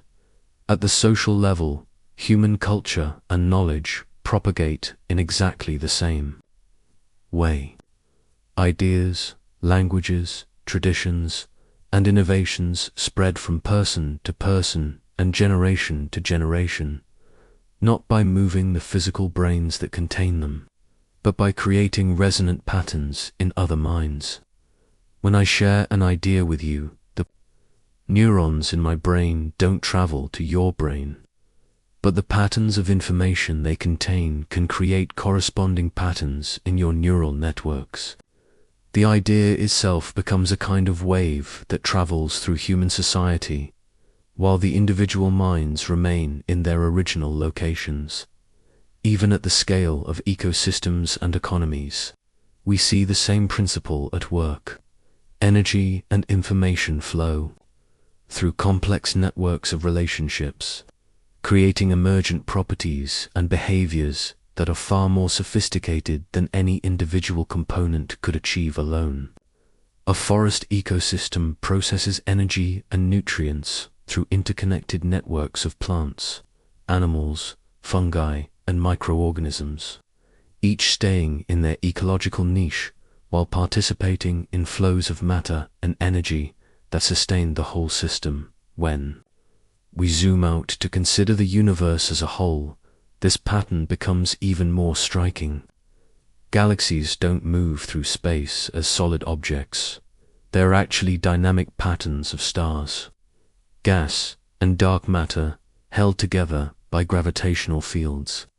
The spiral arms of galaxies are density waves, regions where stars temporarily congregate, before moving on, creating persistent patterns that rotate through the galactic disk like sound waves moving through air. The stars come and go, but the spiral pattern persists, carrying information about the galaxy's structure and history. At the deepest level of physical reality, quantum mechanics reveals that even matter itself might be better understood as patterns of energy and information rather than solid stuff. Particles exist as probability waves until observed, and their properties emerge from their relationships and interactions with other particles and fields. The more we learn about the quantum world, the more it seems that what we call matter is really just energy organized into stable patterns of relationship and information. This brings us to what I find to be the most beautiful insight of all, that we ourselves are waves in the great ocean of existence. Our bodies are temporary patterns of matter and energy, constantly exchanging atoms with our environment while maintaining stable information structures that we experience as our ongoing sense of self. The carbon atoms in your body right now weren't part of you 7 years ago, and they won't be part of you 7 years from now. Yet somehow you remain recognizably you throughout this constant flux. You are, in the deepest sense, a song being, sung by the universe, a complex, beautiful pattern of information and relationship that temporarily organizes matter and energy into the unique symphony of your existence. Like a sound wave traveling through air, you maintain your essential pattern while constantly interacting with and exchanging energy with everything around you. This understanding transforms how we might think about death and loss. If we are truly patterns of information and relationship rather than just collections of matter, then perhaps what we call death is more like a sound wave reaching the end of its medium. The pattern transitions into new forms, rather than simply disappearing. The influences we have on others, the ideas we share, the love we give, the changes we make in the world continue to propagate through the networks of relationship that connect all things. In this view, nothing is ever truly lost because information and relationship are conserved even as their material forms change. The conversations you have, the kindness you show, the beauty you create, the understanding you develop, all of these become part of the ongoing symphony of existence, influencing and being influenced by countless other patterns in ways that extend far beyond your individual life. As we approach the gentle end of our exploration together, I want to invite you to listen to the world around you with new ears, ears that can perceive not just the obvious sounds, but the deeper patterns of connection and relationship that make all existence possible. Once you understand how sound travels without moving matter, you begin to notice that this same principle is at work everywhere, all the time, creating the rich tapestry of experience we call reality. Right now, as you absorb these final thoughts, take a moment to become aware of all the invisible waves surrounding you. The light waves carrying visual information to your eyes, the radio waves carrying signals through the air, the gravitational waves from distant cosmic events gently stretching and compressing space itself. Your body is simultaneously a receiver and transmitter in countless overlapping wave systems, each carrying information and energy without requiring matter to travel. Consider the electromagnetic waves emanating from your own body, the infrared radiation carrying away your body heat, the tiny electrical fields generated by your heartbeat and brain activity, the subtle magnetic fields created by the iron in your blood. You are not just observing the wave-based nature of reality, you are actively participating in it, contributing your own patterns to the infinite symphony of energy and information that connects all things. When you speak, you're not just moving air molecules, you're creating patterns of pressure that can influence the thoughts and emotions of everyone within hearing distance. Your words become waves that can change minds, inspire actions, comfort the sorrowful, or spark new ideas that spread through human society like ripples expanding across a pond. The sound waves you create with your voice return to silence within moments, but their effects on the people who hear them can last lifetimes. This is why communication feels so magical when we really think about it. When you tell someone you love them, you're using controlled vibrations of your vocal cords to create pressure waves in air that, when received by their ears and processed by their brain, can create profound changes in their emotional state, their sense of self-worth, their plans for the future, and their overall experience of being alive. The words themselves are just temporary disturbances in air pressure, but their meaning travels from your consciousness to theirs through these ephemeral waves, creating lasting changes in both of your lives. Music becomes even more wondrous when viewed through this lens. A composer creates patterns of sound waves that can evoke specific emotions, memories, and states of consciousness in listeners separated by centuries and continents. The notes exist only as vibrations in air or electromagnetic patterns in digital files, yet they carry the power to make people laugh or cry, to bring back childhood memories, to inspire social movements, or to provide comfort during difficult times. The composer's emotional and creative state becomes encoded in sound wave patterns that can recreate similar states in listeners who never met the composer and may not even speak the same language. This is the true miracle we've been exploring. Together, that information, emotion, beauty, meaning, and consciousness itself can all travel through purely physical wave patterns without requiring any transfer of matter. Waves carry not just energy, but meaning. They transport not just information, but beauty. They propagate not just data, but love, wonder, understanding, and human connection. When you understand this deeply, you begin to see that consciousness itself might be wave-like in nature. Your thoughts and awareness might be more like music than like solid objects, patterns of activity that arise from the complex interactions of simpler elements, carrying information and meaning through networks of relationship. Just as sound waves can create interference patterns that amplify or cancel each other out, perhaps consciousness emerges from the interference patterns created when billions of neural oscillations interact in your brain. This suggests that the boundaries between self and other, between mind and world, might be more fluid than we usually imagine. If consciousness is wave-like, then it can theoretically extend beyond the physical boundaries of individual brains through processes like empathy, artistic expression, scientific collaboration, and spiritual communion. When two people truly understand each other, their consciousness waves might be resonating in harmony. When you feel deeply moved by a piece of art or music, your mental patterns might be temporarily synchronizing with those of the artist. The implications are profound and beautiful. Every conversation becomes an opportunity for consciousness waves to interact and influence each other. Every moment of genuine human connection represents a temporary merger of usually separate wave patterns. Every act of creativity becomes a way of encoding your unique pattern of consciousness into forms that can resonate with and influence other conscious beings across space and time.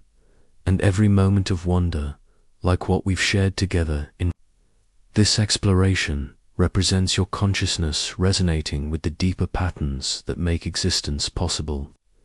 When you feel awe at the beauty of how sound travels without moving matter, you're experiencing a direct connection between your individual awareness and the fundamental structure of reality itself. Your consciousness is recognizing and celebrating the wave-like patterns that make everything, including consciousness itself, possible. This is why learning and understanding feel so deeply satisfying. When you grasp a new concept or see a beautiful pattern in nature or science, your mind is literally coming into resonance with the underlying order of the universe. Understanding is a form of harmony between consciousness and reality, a moment when the wave patterns in your brain align with the wave patterns that make the world work. As our journey together draws to a close, I hope you'll carry this sense of wonder with you into your daily life. Remember that every sound you hear represents energy and information traveling without matter moving. Every conversation you have involves consciousness waves interacting and influencing each other. every moment of beauty or understanding you. Experience represents your awareness resonating with the deeper patterns that connect all things. You are not separate from the wave-based universe we've been exploring. You are an integral part of it. Your thoughts, emotions, creativity, and consciousness are all manifestations of the same principles that allow sound to travel through air, light to carry information across space, and meaning to flow from mind to mind through the ephemeral medium of language and art. Thank you for staying with me through this peaceful journey into how sound travels without ever moving matter. I hope our time together has given you a new appreciation for the invisible waves that surround and connect us all, and a deeper sense of wonder at the beautiful physics that makes consciousness, communication, and connection possible in our remarkable wave-filled universe.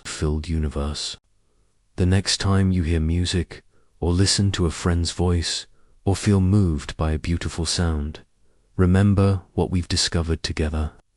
What you're experiencing isn't just air molecules bumping into each other, it's information and emotion, and meaning traveling through wave patterns that connect all conscious beings in an endless, eternal symphony of existence.